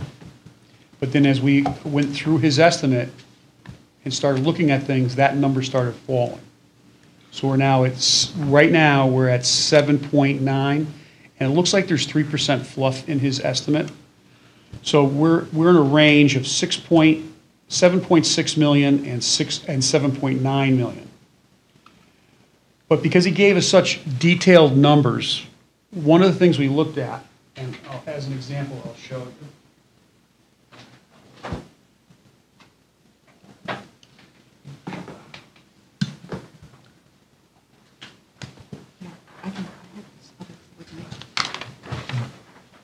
This is the front and rear elevation of the building. And it's a combination of the way the building's built, it's a block building. So a standard concrete block with a thin stone base. And then they use a product called Hat Channel, which is basically aluminum tracking that's shot on the outside of the building. And it allows plywood to be screwed to it. So you have an air gap behind it. And then the hardy plank would then nail through into the plywood. Well, that whole assembly, hold on a minute. That whole assembly on this building and on the filter building is worth like $350,000. So I went back over the last week and said, well, what if we change that assembly from that to a product called Westbrook Block, which is a cut stone, ground face stone combination, similar to what we have on the Mayanis Dockmaster building. We use it in a lot of different locations. We have it on the animal show. We've used it a lot in the last 5 years. And that number, if we put that number in its place, we can save another, if I can find it, we could save $197,000. So in just using an add alternate with this package, we could bring the price down in a range of $7.3 to $7.5 million. One of the things that we did look at was a $6 million option. Just the base cost of some of this stuff is we're never going to get to $6 million.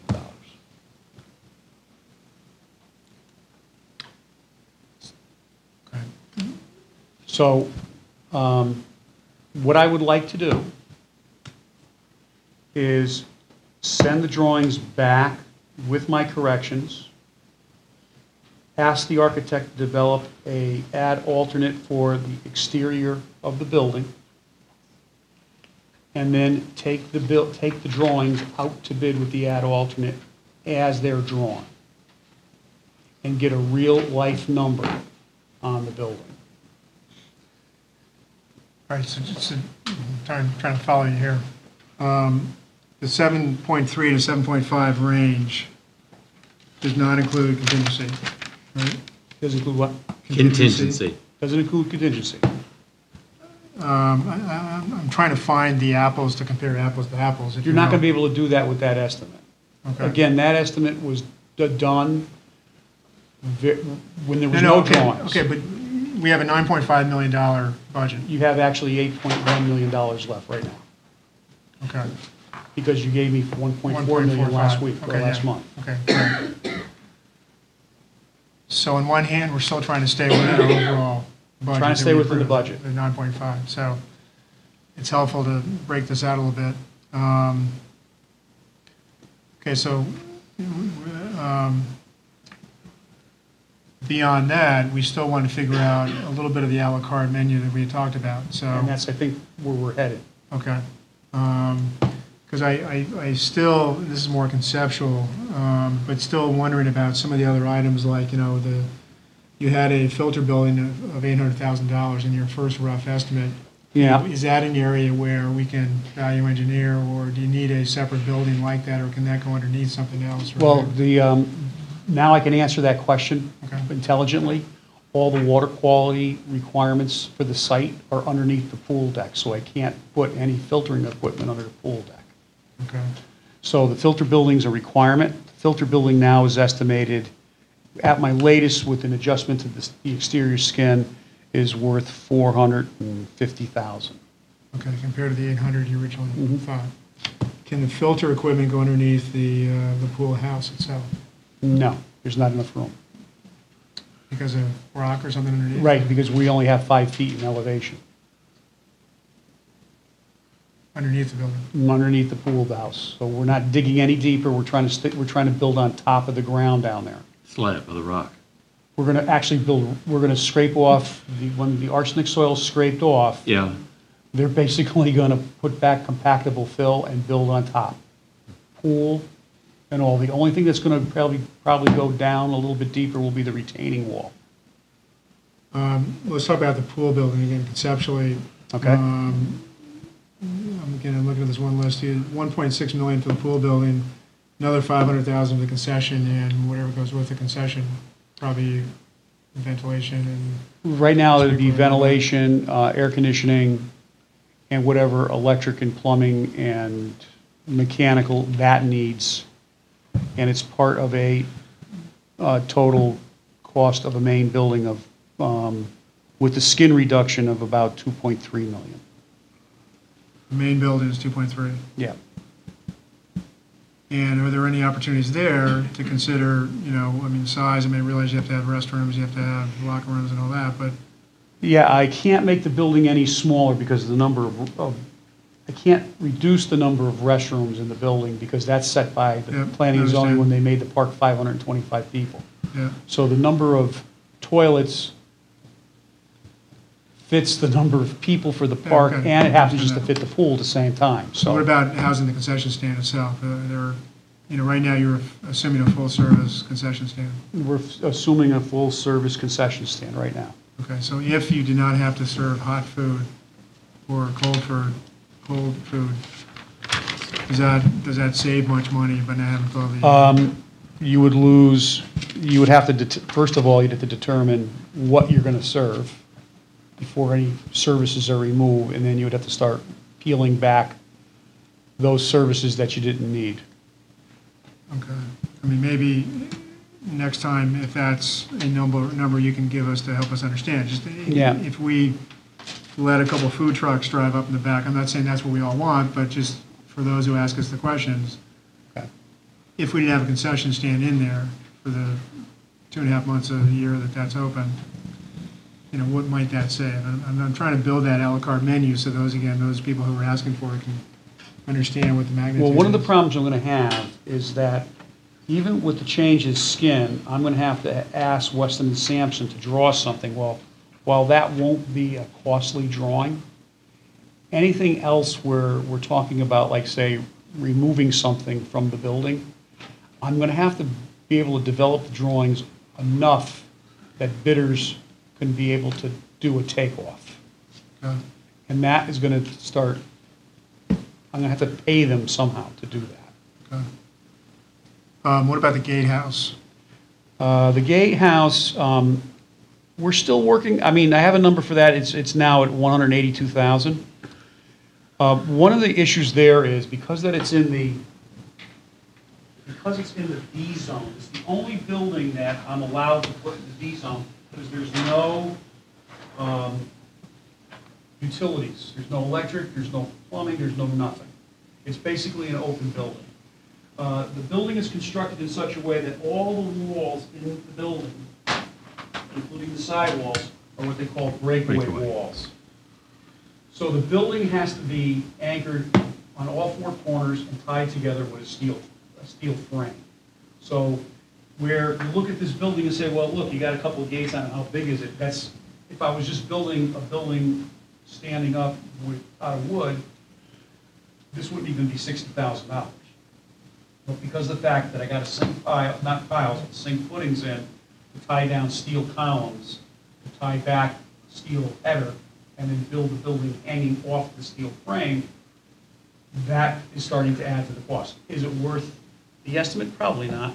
But again, I'm thinking that if we go to bid on this, a lot of these numbers are just going to fall away. And what's in the gatehouse? Is there an office? There's just a checkpoint.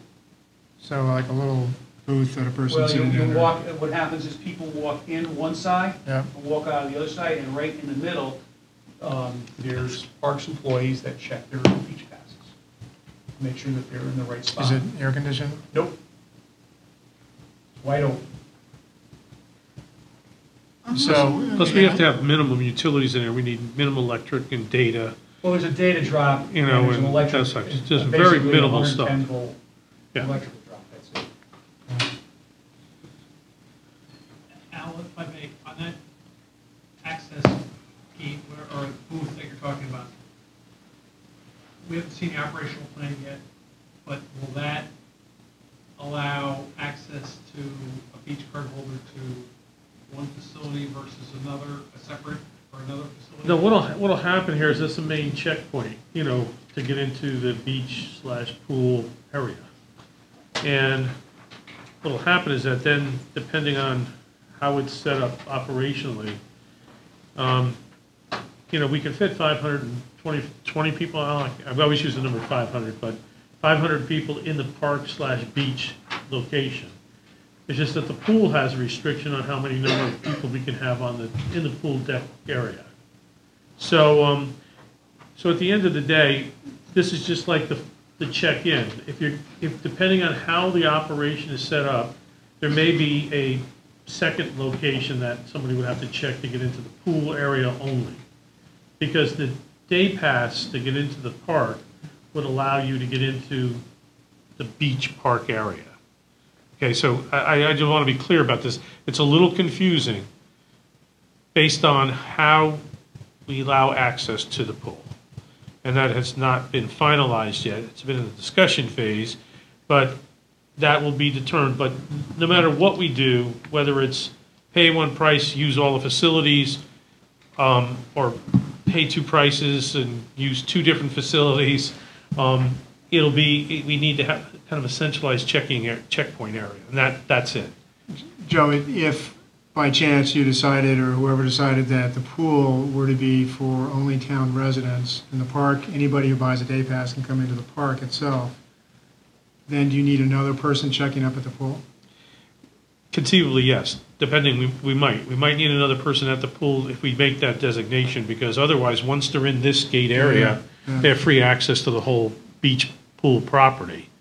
So depending on the outcome of that will determine what's needed as checkpoints, or on the other hand, if it's pay one price to get into the beach and pay another premium to use the pool, and that's for every user except for a seasonal pass holder, then of course there may only need to be one checkpoint. But that has not been determined yet. So who's going to determine that? Well, what will happen is that through some advice from the law department and some input from me, the Board of Selectmen will make this determination. They'll set the fee, and they'll also set the access policy.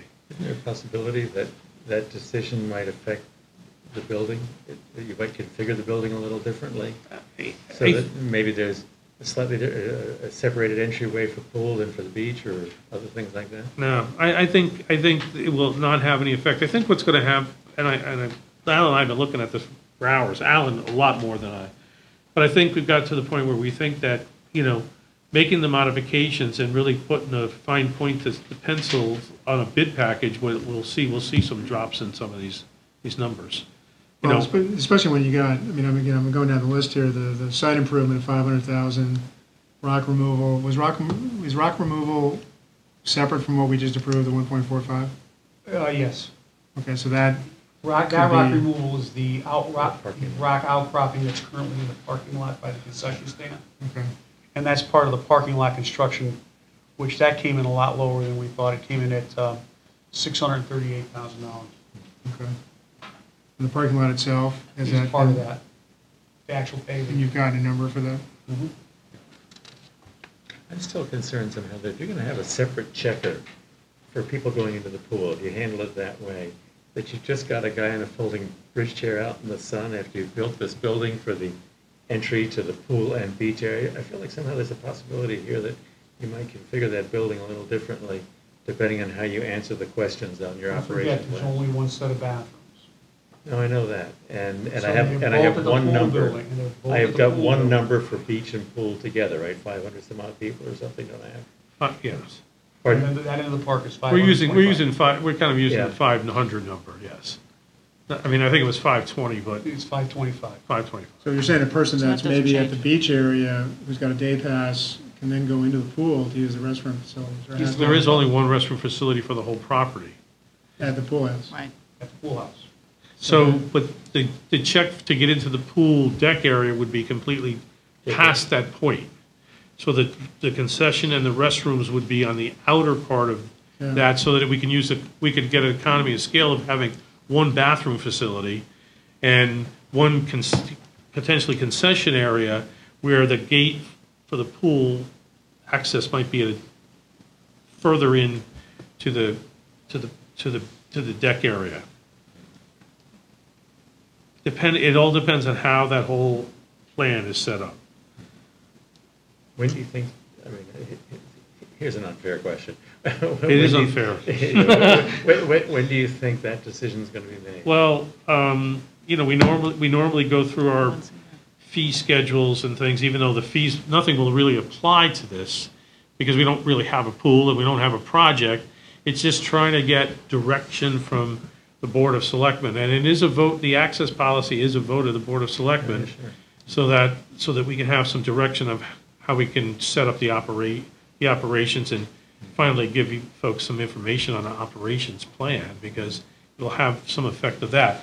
So it has been discussed a couple of times. It's just a matter of when the law department and First Selectman and the Board of Selectmen will get together and kind of take it up as an item. Joe, that's a facility access policy as opposed to a park access policy, right? So, for example, we have the Griff, we have Dorothy Hamill, we have ferries that out-of-town folks do have access to. Well, we have an access policy right now at the beaches. The beaches have an access policy. But this would be as to whether we restrict the pool to residents only. I mean, this would be a shift from where we are today. Or whether we require non-card holders, and that includes residents and non-residents, to pay a premium to use the pool, which is not a seasonal pass holder, which is somebody who just doesn't get a season pass at all. It says, well, I want to go to the facility once or twice in the summer, and I'll just pay the day fee. So we can always at the current policy that we're operating at, we can always let people use the beach location. It's part of the beach policy. We don't think we want to mess around with it too much. It does do what we need it to do to show that we're allowing access to the park and to the beach. This is an entity within itself, and there are some suggestions that the law department has made that are not in this plan if we were going to have just exclusive resident use of the pool, which is separate facilities for the beach and separate facilities for the pool, which would definitely be more expensive than what we're talking about right now. So there has to be some discussion about it. There has to be a decision from the Board of Selectmen on the access policy. I think a lot of information has been transmitted back and forth. I think some clarification, and then I think some decision-making has to take place. But there has to be, I can't set that policy. It's a Board of Selectmen policy. I can just implement it and make my recommendations. And so it may have some design, it may have but it'd probably be very limited design features. I think at some point we need to have a data collection point. We need to have, emergency access, telecommunications and stuff like that. And we need some type of building to say this is the way into the park/beach pool area. So, it could be that price drops somewhat if we get an aggressive bid package.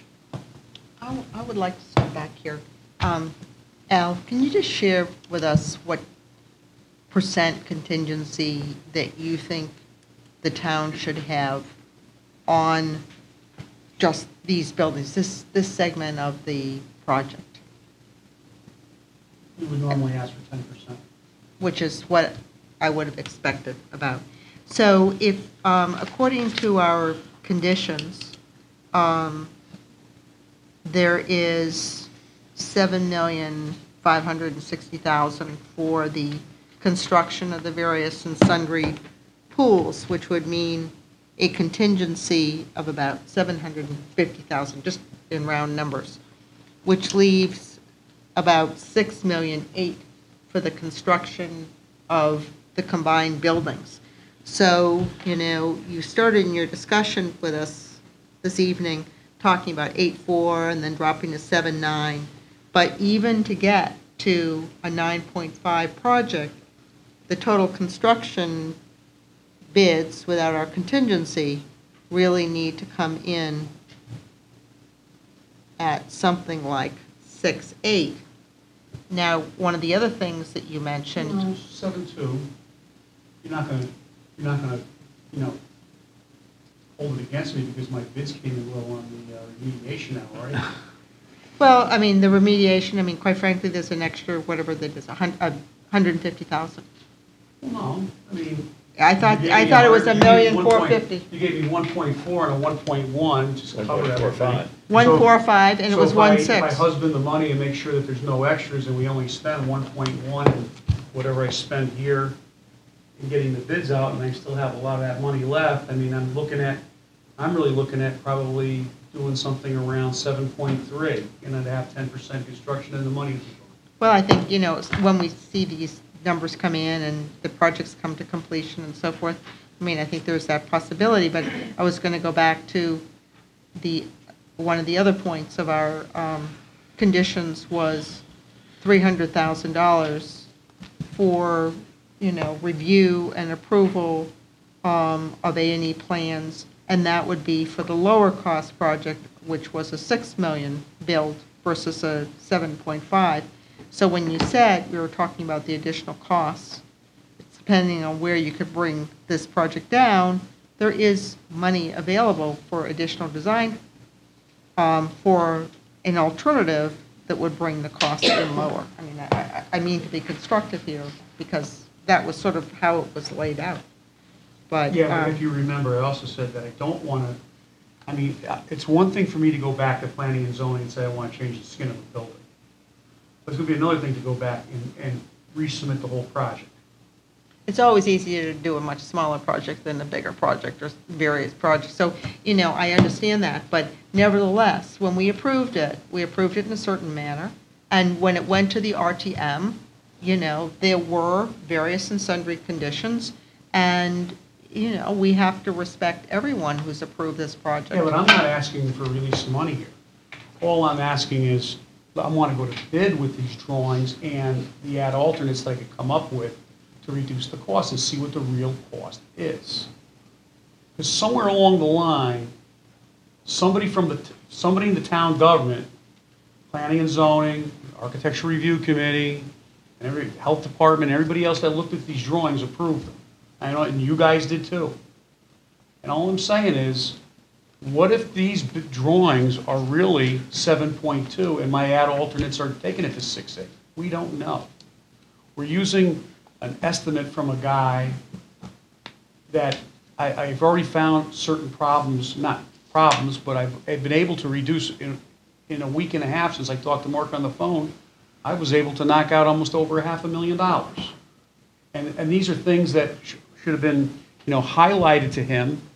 I don't understand why he didn't pick up on them. One of the things that he left in was the thin stone on the wall, on the gigantic retaining wall that keeps us out of the flood zone. And it was very clear on these drawings that that wall, that segmented wall, which is right here, has something called pan liners in it. So here's the side elevation of this wall. Here's the pool deck, right here. Here's the capstone. You're only going to see, because of landscaping, you're only going to see this much of the face of the wall from the beach side and this much from the pool side. So what we had the engineers do was put a product called pan liners in. Inside the forms, they put these liners in that make the cement look like laid stone, pour the concrete, vibrate it, let it dry, pull the forms off, pull the rubber off, the stone's embedded right into the concrete in one motion. And my estimator still put thin stone at $124,000 over this whole area. Well, that came right out of the estimate. We don't need it. Well, but some of that extra cost for those pan liners, though. Pan liners are nothing. Okay. So how much time, how long do you think it'll take to try to get some good bids in? Well, what I'm thinking of is it's going to take me about a month to get all the add alternates drawn up and get all my comments back to him. We've been doing it now for a week and a half, but to get everything done and in a package back so that we could go out to bid. So we'd be probably looking at going out to bid probably mid-November, right before Thanksgiving, and just letting it run through the holiday. And then right after the holiday, get the bids back. We'll ask up for a 120-day hold on the bids, on the pricing, and see what the numbers bring. And I hope to put enough a la carte stuff in here with some suggestions that you gave me tonight, that we could pick and choose some things. And if the bids were good, you'd be coming back to us for release of the money. And then so at you that could point, I accept would the come bids. back with the bids and say, here's what we got. And we could make the budget, or we don't make the budget. Now, It's really a good way to handle, I mean, you're getting the actual number, Yeah, I mean, yeah. you're getting actual numbers instead of this Yeah, hypothetical yeah. conversation I that think keeps going I think around. that's kind of the way to go. Are you getting bids from general contractors? Yeah, or we'd go out to bid, just like, specific? what we would do is we'd actually post the bid through the purchasing department and go competitive bid, just like we don't have to have the money. And, well, they know the money's in the budget because they're not dumb, they looked. Yeah. And so they would see the money that's in the budget, it's subject to release, they probably don't know that, and we would just ask for like the 120 days hold on the bids. But your question is whether or not. So no, I'm not talking about management. Just a general contractor will, bring in the pool guy, will bring in the landscaping guy, Looking for bids for a Yeah, guy who'll do that's the what whole we would ball do. of wax. Yeah, but that's really the only way to know what this actual cost Right, would there's be. too many different disciplines here. As long as we have some add alternates. And that's, we would build those into the bid reply sheet. The good thing, I mean, this is a job coming right out of the winter for a contractor. It's a Yeah. big job coming out of the winter for a contractor, so it'd be attractive for If some this were general. May, it'd be a lot different story. Excuse me? If we were putting out the bid in May, that'd be a different story. Right, but we're gonna put it out to bid so that it's a spring kickoff job for most contracting Yeah. companies, sizable, and they could be pretty aggressive at the numbers, knowing that they can secure a big job coming right out of the winter. Yeah. Might be it's a kind of an opportune time to put it out on the street, knowing that it could have a spring start. How long will it take for you to get those drawings cleaned up? Probably 3 to 4 weeks. Okay. Good. 'Cause we have to have a dispatch, we have to get a dispatch from them, because we send it over to Greenwich Full Print, and we tell the bidders if they want to bid this job, you buy the set of drawings from them. So bids you get back by mid-November, you think? No, Or no? You put I out the wouldn't bid get the then? bids back until after Holidays. Christmas. Okay, Because the first thing they'll do is ask for delays for the holiday. yeah. And this is the same timeline that you were envisioning originally, or are we Pretty close. pretty close? Okay. Pretty close. I checked with the purchasing today. The other bid for the remediation, I believe the last information for the low bidders insurance was brought in today. So I think purchasing's getting ready to send it to the law department. So I would say within the next 2 weeks, the contractor will be giving me go-ahead to start remediating. And demolition, what's that with demolition? Demolition will happen at the same time. How much was running time on that, the remediation, 3 months? He had an 84-day running time, something like that. So that kind Depends on of weather. plays right into the submissions of the bids, I mean, for this part of the project. And most importantly, these guys will be done and out of there before any work. Okay, I mean, I'm pretty happy with Yeah, me too. No. that. Okay. Great. Thank you very Thank you, much. guys. Thank you. Thanks again for being patient. I have to go to the little boys' room. No, we'll take a break. Can we take a break for 5 minutes? Wow. I don't normally get this. Thank you, Roland. Oh, let's see, current conditions. It's only 10:30.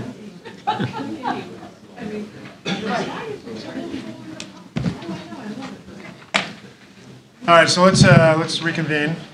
Can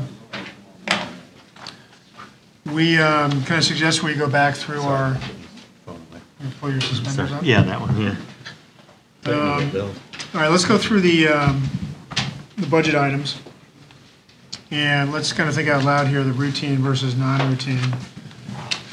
As I go down, police, and police would be probably routine. We're going to postpone fire. Fire to November. I pulled BOE routine, The BOE is routine. the first one, yeah, then the, The second one, Roland's not here, but, we're kind of, we're postponing that. I mean, we want to get another report from them in probably 2 to 3 months, right?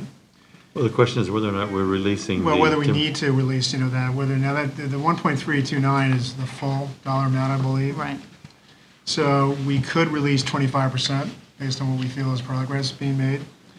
Roland could tell us whether they really need that, like in the fire, if you remember, we've usually just not, He'll be back Released momentarily. anything. He's just xeroxing something. yeah. Nathaniel Witherall too, that 600,000 is 25% of the 2.4. So he had put in, that's, if we want to release a quarter of the, Well, you said of that the is, money. that is a quarter, you say? That is a quarter. So I would propose that we mark that non-routine, but authorize the release. Well, so that's kind of, as we talk out loud here, we could either just postpone that amount because they don't really need it, or we could release 25% of that, same thing with the BOE, school lunch fund. On the don't really need it, can we just wait to see if Roland confirms that? For Nathaniel Witherall? Well, Yes. both school lunch fund and Nathaniel Witherall. It's the subsidy, it's the 2.4. Yeah. Roland, what we're talking about is like we did for last year for most of the year with the fire department, the MOU and all that, we were withholding the overtime funds, right? And they didn't really need it, especially in the beginning of the year. So can the same be said for the school lunch fund? That, we have actually got the full amount here, the 1.3 is the full amount. We could either just not release anything because they don't really need it, we could release 25% of that.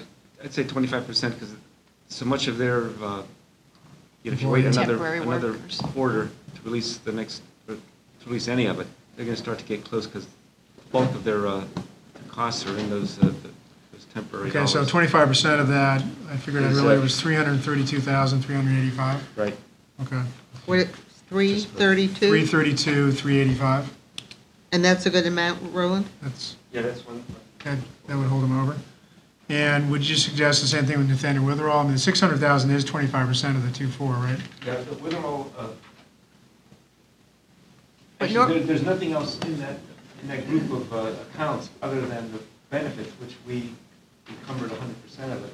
So they need that, so they can get first quarter. So I'm sorry, the 600,000, is that what they need now, or should we take, is that what they need now? They need that 25%?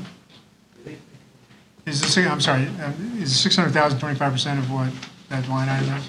Yes, 2.4 is the total Since the total was subsidy. a total, so I So take it it's- back, they're okay, but, because the total benefits are, I think, it's $7 million, so they're fine until really the fourth quarter.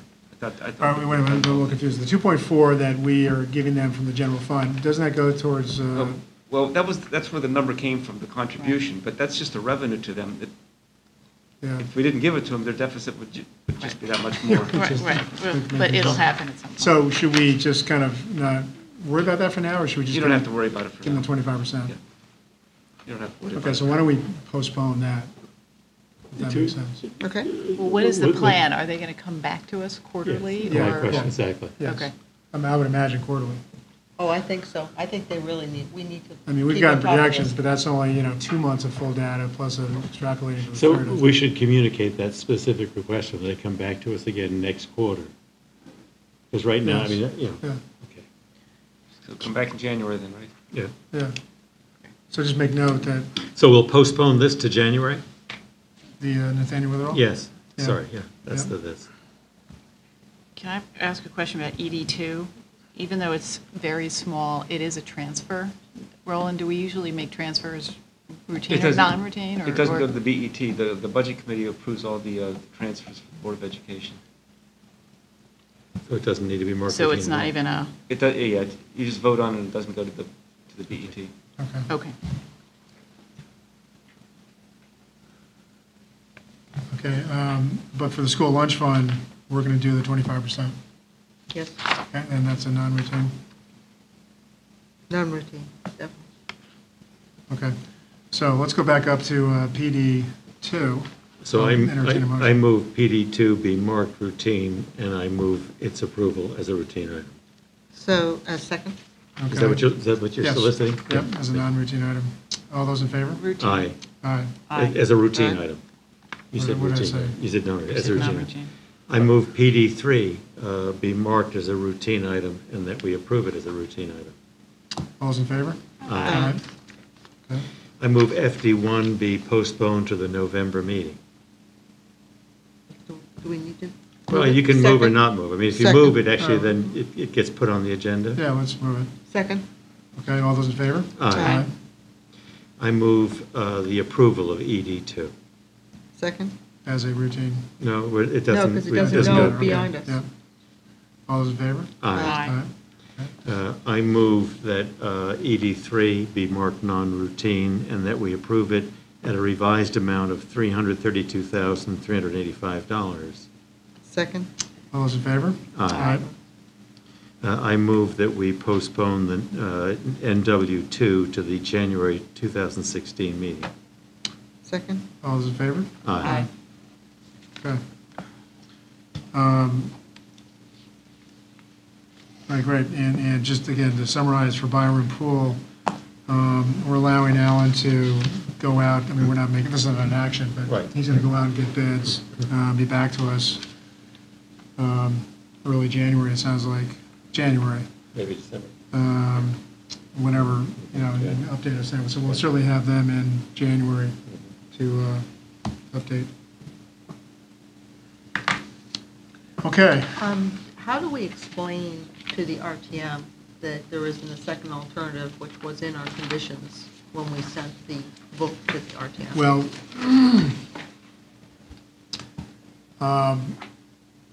technically, there's still the chance to look at that when the bids come in. I will say myself that if we try to bring something that's looking to be around, if you add a contingency in, so he's at 7.3 to 7.5, you add a contingency, that's like 8 million, right? Trying to bring that down to 6 million means either no pool house. I think the pool is kind of what the pool is, and I will say that I had a discussion with Alan about 2 weeks ago on the phone, like, where are you, what are you thinking about, and we kind of talked about some of the stuff. My perception right now is if we wanted a $6 million plan, we'd have to take something big out, like the pool house. And I'm not talking about just the concession, let's say if we said get some food trucks, pull in the parking lot, let that be the food.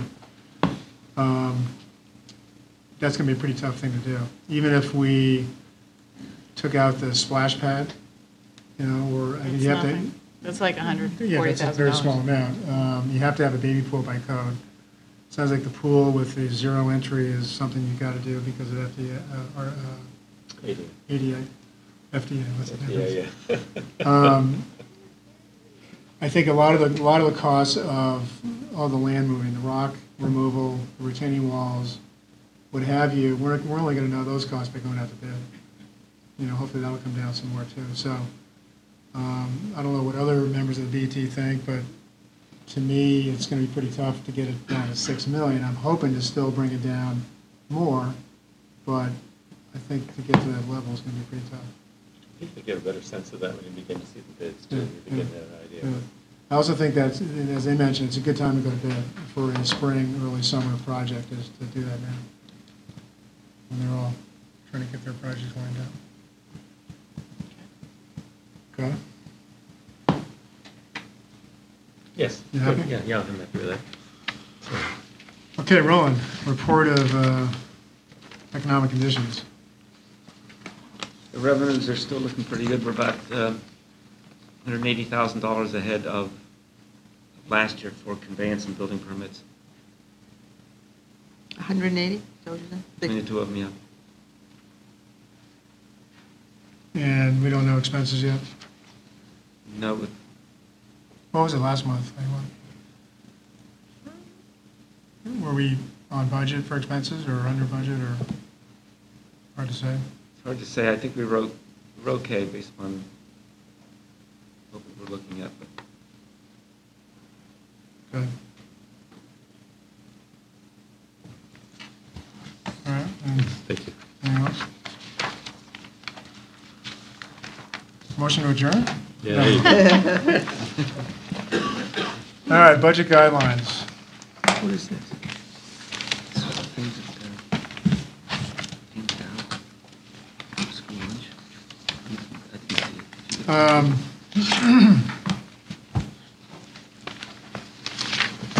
All right, so last month, 2 weeks ago, last week, 2 weeks ago, 2 weeks ago, we had a workshop. It was very helpful, kind of going through, and thank Roland and Pete for the information on that.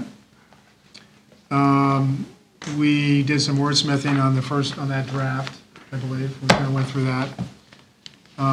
Mary Lee and I met on Friday of last week. Right? Thursday. Tried to go through, we did some wordsmithing, but it basically appears that we're going to have differences of opinion on some major items. What I suggest we do, so I think hopefully everybody got a draft dated 10/13/15, and that's what we're kind of working on. Merely, there was the thing that I sent on 10/12. I made two little wordsmith changes. I think I told you where I included debt service in one of the sentences and whatever, so it's basically the same that we were talking about. So I think what I'd like to do is let's tackle the couple major points and talk about those. I really do not want to spend 2 hours going back through wordsmithing if we're still going to have some major differences on a couple of these things. And I would imagine Mary Lee and Jeff would have an alternative to present, whether they want to go through it tonight or at the full BET. So, Mary Lee, help me out here a little bit, but what I see is kind of I'll go through the major differences, what I see, and you can tell me what you think. What I'd still like to have in the draft, really kind of, I guess it's pretty much under the guidelines section, is the sense that it assumes the fiscal year 17 mill rate tax increase will be consistent with prior years and be kept to 3% or less. It's kind of the first probably point of difference. The second point of difference is asking all departments, including Board of Ed and appointing authorities, to keep their operating budgets to a 2% increase over fiscal year 16. Um, I believe those are the two main points. There's a couple other, I did, a new line that we did talk about last year was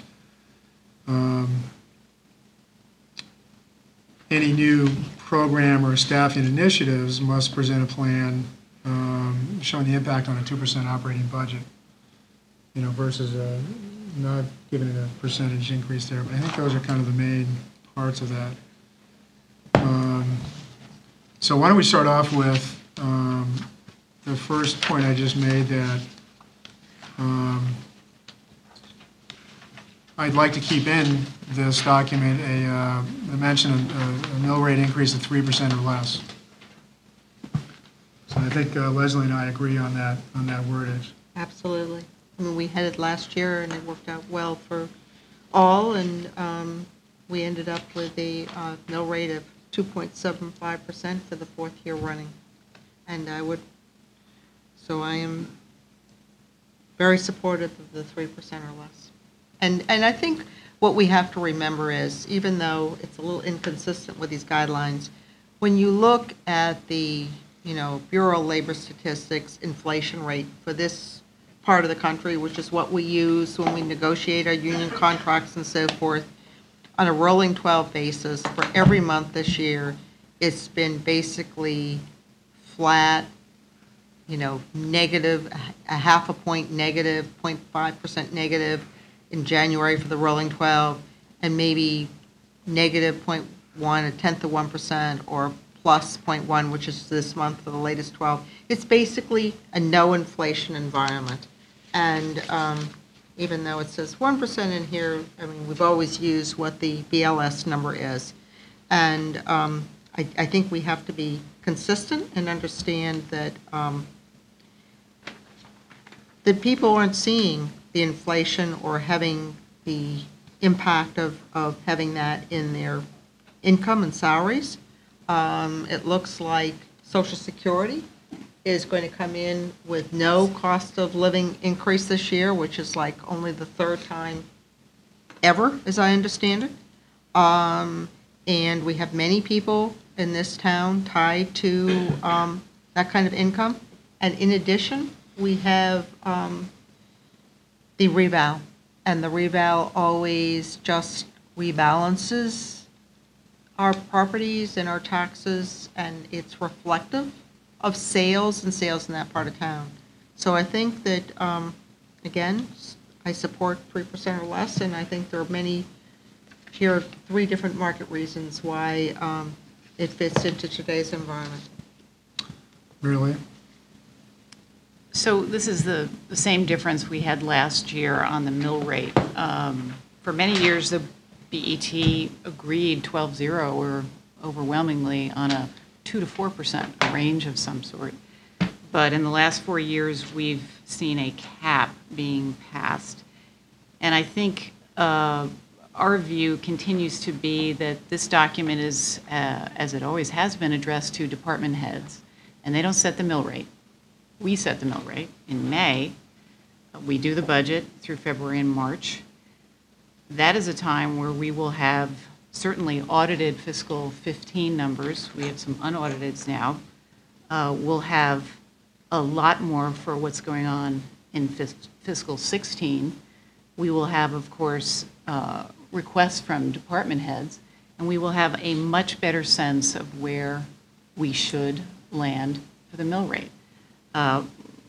Missing, I think, in your draft, Mark, is more of a focus on fixed charges. I think we may find this year that Nathaniel Witherell and other fixed charges are the deciding factor of where the mill rate is going to land. And those are still very, very big variables. So it's simply premature to be setting a cap right now on the mill rate. Jeff? So the question then becomes a little bit, what's the purpose of this document? Because for sure, the department heads couldn't care less what the mill rate is. The department heads only would like to know what are the targets or whatever for them to look at from a budgeting standpoint. So the whole discussion of mill rate actually is meant for a different purpose. It's meant for public consumption. It feels to me like it's a public relations document. And I don't think this should be a public relations moment. I think some very smart people put together a concept of doing budget guidelines a decade and a half ago. I think I have the timeline right, more or less, with that. And somehow this has morphed away from its intended purpose over to this political purpose of making a comment to the gallery that you think is watching. It's not any sense of my sense of how to budget to a target mill rate. I think that's upside down. I think one needs to take a look at the services and programs that you wish to run and make a judgment about what are the funds that those require, rather than target a mill rate and then try and figure out what programs can I tuck inside that mill rate. So for me, I think that the mill rate discussion doesn't belong in this guidelines draft at all. I think it's wrong-minded, and I would have difficulty voting for a guidelines draft that sets a target mill rate as a hard cap like that. All right, so I would respectively disagree with those comments. Yes, probably the original idea of this, the intent was to give it to the department heads, but this document is read by far more people, and whether it's political or not, that's up for debate. I think it sets a tone with the first selectman's office as to what we'd like to see, ideally, for a tax rate increase. I think the RTM is very interested, especially certain sections of the RTM. I mean, I've got a number of people that keep sending me emails, Mark, when can I see the budget guidelines? And by the way, I've not given them out to anyone outside of us because I feel we're still working on these, and there's not a, once the number gets out there, so they're not going to forget that number. So I think it's a much broader, it's a document that's viewed by a lot broader group of people, even though it is, the purpose of it is for department heads. So I think it is important to send the message as to what we, the BET, would like to work towards. Okay, let's just cover the next point, and that is operating budget guideline target for all the different departments, Town of Greenwich, Board of Ed, as well as appointing authorities to hold their operating budgets to 2% increase over fiscal year 16. Mary Lee? So we had a lot of healthy discussion about this and ended up where we ended up last year. And I guess I would start my comments with a couple of questions about your draft and how we can actually get to 2% in fiscal 17. We had Al Cava at the HR meeting reviewing some of the labor contracts under discussion now. And as I pull out the sheet with the GWI and increments that he provides for us every year and look at the wage increases that we are contracted to provide, the math tells me 2% is going to be very difficult. So the question becomes, what are we cutting? I think at the workshop, Roland pointed out to us how much we have to work with in the non-wage categories, and there's very little. So to me, I think we may be cutting services at 2%. And this time last year, we said 2%, and then the departments came in at 2.15. And we approved that at the end of the year. So maybe you can help me, Mark. How are we getting to 2% with all of the contracts that we have out there? Well, we had the same, you had the same question, or we all had the same question last year, asking for 2%, and they came in at 2.1. So that's not the 2.3 or 2.5% that a lot of people thought we should have had the target at.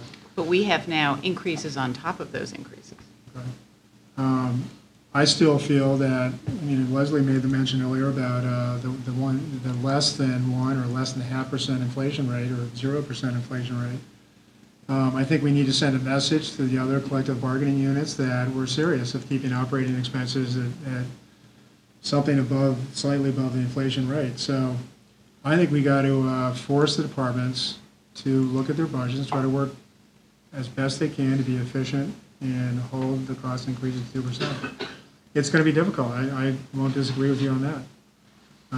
But I think we send out this target and we have them work at the budgets and see what they come back with. These are guidelines. I think it's important to set tough targets. At the end of the day, it's up to the Budget Committee in March to decide what to do. But I'd rather set a hard target right now than something that maybe they don't have to work as hard to achieve. But are you actually saying we need to cut services? But when you say this is a hard target that the Budget Committee is going to stick to, which we didn't last year across the board, but does that translate into services Well, I'm that are sorry, being how's cut? this different than last year? No, it is the same, but It's the I'm same. asking you, does this mean we're cutting services? That's not up to me to decide, but if they've got to find efficiencies, make organizational changes, maybe that's one tool that they have to use. I mean, I think you can be more explicit about that. I think what I'm you are. not going to be more explicit because I'm not the one heading the department, and whether it's saving on supplies, or I know that's a small number, but I want to push the department leaders to try to come up with a budget that's at 2%. Mhm. And don't suggest to anybody that I'm suggesting they cut people. That's not my intent. Well, I don't see how the math works otherwise. Yeah, yeah. If I could speak for a second, though, to a point we touched on last year as well, which was targeting a different increase for the Board of Education. There, of course, we have a 2.99% increase for teachers, still in the contract that will be effective for fiscal 17. That's a big number. And we discussed last year the fact that, the Board of Education, if you looked at all the towns in Connecticut, there are 66 towns that have smaller town-wide populations than what the Greenwich Board of Education deals with every single day. They deal with 10,000 people a day, if you think about students and staff. They're managing a small town, basically. And I think that we need to give them the flexibility to do that within their budget and achieve all the new initiatives that they have undertaken right now. Now, they're talking about a 288 level services budget. I think they're still working on those numbers. Last I heard, non-wage assumptions were 2.5, and the wage assumptions had come down a bit to 2.6. Still, I don't know how they're going to get to 2.0. And last year, the restriction bringing them to 2.0 meant cutting in the classroom. They cut coaches. So again, I go to the point that I think 2.0 really means something for services provided to this town, and you ought to be more explicit about what that means in your guidelines. You mentioned cutting the classroom. I don't believe a coach was in the classroom. That's an academic coach. It's not an athletic coach. No. I understand that. But they're coaching teachers. They're not in the classroom But teaching that kids. impacts what's going on in the classroom. Okay, well, that was their idea to cut those. To get back to the original point, I don't see why we should single out any individual department. If there's a target for an operating budget, it should apply to all the departments across the board, including fire, police, parks and rec, DPW, what have you. I don't think it's fair to any other department heads to single out one and say, well, that's okay, you can have a higher operating budget. But we, respectfully, we still didn't do that. Police last year increased their budget at 3.74%. Right. I understand We that. did it to the libraries, Right. okay. The total town came in at what? 2.15. The town didn't come in. 2.15. So that's the first selectman's job and the town administrator's job to try to balance out. I say net for the department. I'm not saying police has to come in at 2% or fire at 2%, but what the first selectman's office oversees for the town of Greenwich should come in at 2%. I think departments see 2%. That's up to the first selectman to communicate to the department heads that he's responsible for where he wants to see their budget to come in at 2%.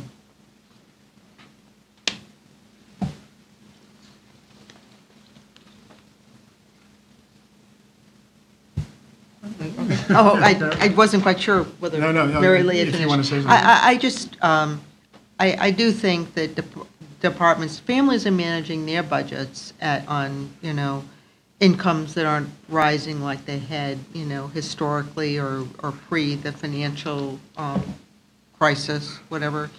And I think that we have to, show that our town is doing its fair share also. I think there are some legacy services, whether it's in the BOE or whether it's in Parks and Rec or maybe, I don't know, other departments too, that should be looked at. I mean, still offering wonderful, services to all, but, as an example, frequently we hear about the clubs and the services they offer, but the clubs are basically closed one day a week. Can we still offer a great ferry service and just, provide it and, not offer ferry service on Mondays and on Tuesdays if it's a 3-day weekend? I just think there's more that can be done within departments without necessarily impacting the quality of education for the town students. I mean, clearly, we're all concerned that, quality education is provided. And, I'm certainly supportive of a goal that's 2% above the inflation rate. And, maybe departments will have to think about how they run their operations just slightly differently in order to make it. But I think they should be stretching. If they were in the private sector, they would be stretching to try and meet these kind of goals. All right, so I don't think we're going to change our positions on this. Do you have an alternative plan you'd like to talk about, or? I think we're going to be presenting one as we did last year in an alternative set of guidelines. So we'll get that into the packet for Friday morning. For the full BET? For the full BET, so it's distributed to everyone and publicly. And then we'll discuss it all next Monday night. It's worth adding, I don't want to repeat the points that Mary Lee made, but it's worth adding that, generally speaking, of the operating budget, 75% of the town, 85% of the Board of Education are employee salaries governed by agreements. And those agreements aren't going to go away. I mean, I'd be glad to call them up and tell them about the low inflation figures that Leslie was speaking of, but I don't think they're going to release us from the union agreements that are governing the terms of their wages. So just as Mary Lee pointed out to you, you're not going to be able to take something which your budget director projects, and this is just a projection, but he would talk at length at our budget meeting on the 5th of October, that his projections year to year turn out to be pretty accurate. And he's projecting operating budget increases of 2.5%, but yet magically they're going to commit at 2%. No, I think what happens when you say 2% is you merely have cast out a cap which is unrealistic. And I think it only erodes the respect that the budgets have for the comprehension that the BET has of their budget problems. I think it's much more important instead that we understand in depth the programs that they're running, and then figure out what programs are important, what programs are being well run, what programs are being poorly run, what funds it requires to run these programs, and which of them do we want to run. And repeating myself from the first round of comments, I think you have it backwards. I think to say we want a 2% increase, now let's figure out what goods and services they're going to be rendering is backwards. I think we ought to be taking a comprehensive look at what these programs consist of and understand what it costs and set budget caps that are based upon that in-depth understanding of the programs, not something where we are grabbing a number 5 months before the fact. As we do this process in February, we'll be doing it in a way of careful, thoughtful interrogation. I think interrogation is the right word to use. Interrogation of the budget heads and hiring authorities, of the department heads and hiring authorities, in which we quiz them about their table of organization, their programs, their efficiencies. And I'm confident that in that process, relatively few inefficiencies sneak through. But we understand so much better in February what the cost of a budget is, and to be doing it 5 months ahead of time and creating hard caps, particularly hard caps at an unrealistic figure, is just not a right-minded way to approach this budget. All right, so let's look at the larger problem here is Rollins did his job of an estimated budget. Right now, it's showing a mill rate increase of 6.1%. To get it to 3%, okay, we got to find savings of $10.8 million. Now, granted, there's a large number in there for Nathaniel Witherall, which could go higher, it could go lower. We've got healthcare costs, which Roland's done his best job trying to estimate, but, maybe those will come down, but right now, if there's migration to the state program, we don't know where that's going to be. You'll have a better idea in February or March, maybe. It is going to be a tough year. I mean, do we want to go to the taxpayers with a 6% increase? That's what it could be. None of us want to do that. You touched a very good point there, because I think, honestly, that the variable here is not in the operating cost, the salaries and the Well, it like. isn't a fix. The variable, as Mary Lee said in the first round of comments, is in the fixed charges. And to my mind, I think there are a number of items in there that are somewhat conservative, and I applaud Roland for using conservative figures. I mean, there's a ton that we don't know about Nathaniel Witherell, but Nathaniel Witherell is in this at $5.9 million. I hope I did my math more or less correctly, but I think from what I was hearing, and this is based on 25 days of process, and then all of that projected into another year, how the hell can you do any of that? But I think we were seeing, I think I was calculating roughly a 4.8, or meaning about $1.1 million less cost to us in fixed expenses than what is being thoughtfully, conservatively shown by Roland. We talked to the school lunch people. I don't think the school lunch people was, for any of us, a heartening experience, but I think the $980,000 figure, which is budgeted, is probably $300,000 more than it needs to be. We'll know more, as I said, we'll know more when it comes to February. Healthcare, I don't want to talk too much about things that are non-final, but healthcare we have budgeted at an 18% rise. For the first 6 months of that year, it'll be a 14% rise. So is there going to be a 20 or 2% rise in the second 6 months that makes the annualized figure an 18-month rise? There's some heartening possibilities about having unions migrate possibly to healthcare coverage administered by the state. And if that happened, as I understand the figures, it wouldn't be an 18% rise, it would be more like a 14% rise. Again, conservatism is the right thing to do. This is exactly the right way for your budget director to approach those things. But with the spooky doos in your comments about where are we going to find $10 million, I mean, one is finding places in these numbers where we are probably so conservative that with small application of fund balance and a recreation of some of these figures more knowledgeably when we get to February, I don't think the differential will be nearly as great. Maybe there'll be no differential at all. I think you'll be approaching the mill rate numbers that you, not I, but you are reaching for. But we'll have to see what comes in February. I mean, you're right. I mean, there are some, but based on what you just said, I figured, okay, maybe there's maybe 2 points at the most that might come off of that, so we're still down to 4%. There's a lot of work to be done, and a lot of this, the budget committee in February and March will have to see what the numbers look like then. But, and you son of a gun won't be here. I mean, not even be watching on TV. Anyway, it's going to be a hard year. It's going to be a hard budget year. Definitely. I think everybody's going to try to find a way to help out. All right, well, maybe formally, I will make a motion that we approve this draft dated October 13th, 2015, for approval that we can forward to the full BET. And I would second that motion. Okay. Any further discussion? All those in favor? Aye. Aye. All those opposed? nay. Okay, 2-2 does not pass. A very respectful nay, but nay nevertheless. Okay, appreciate that. Okay, so we will continue this discussion next week.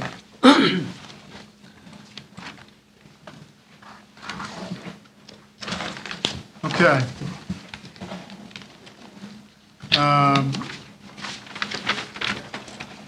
Next item on the agenda.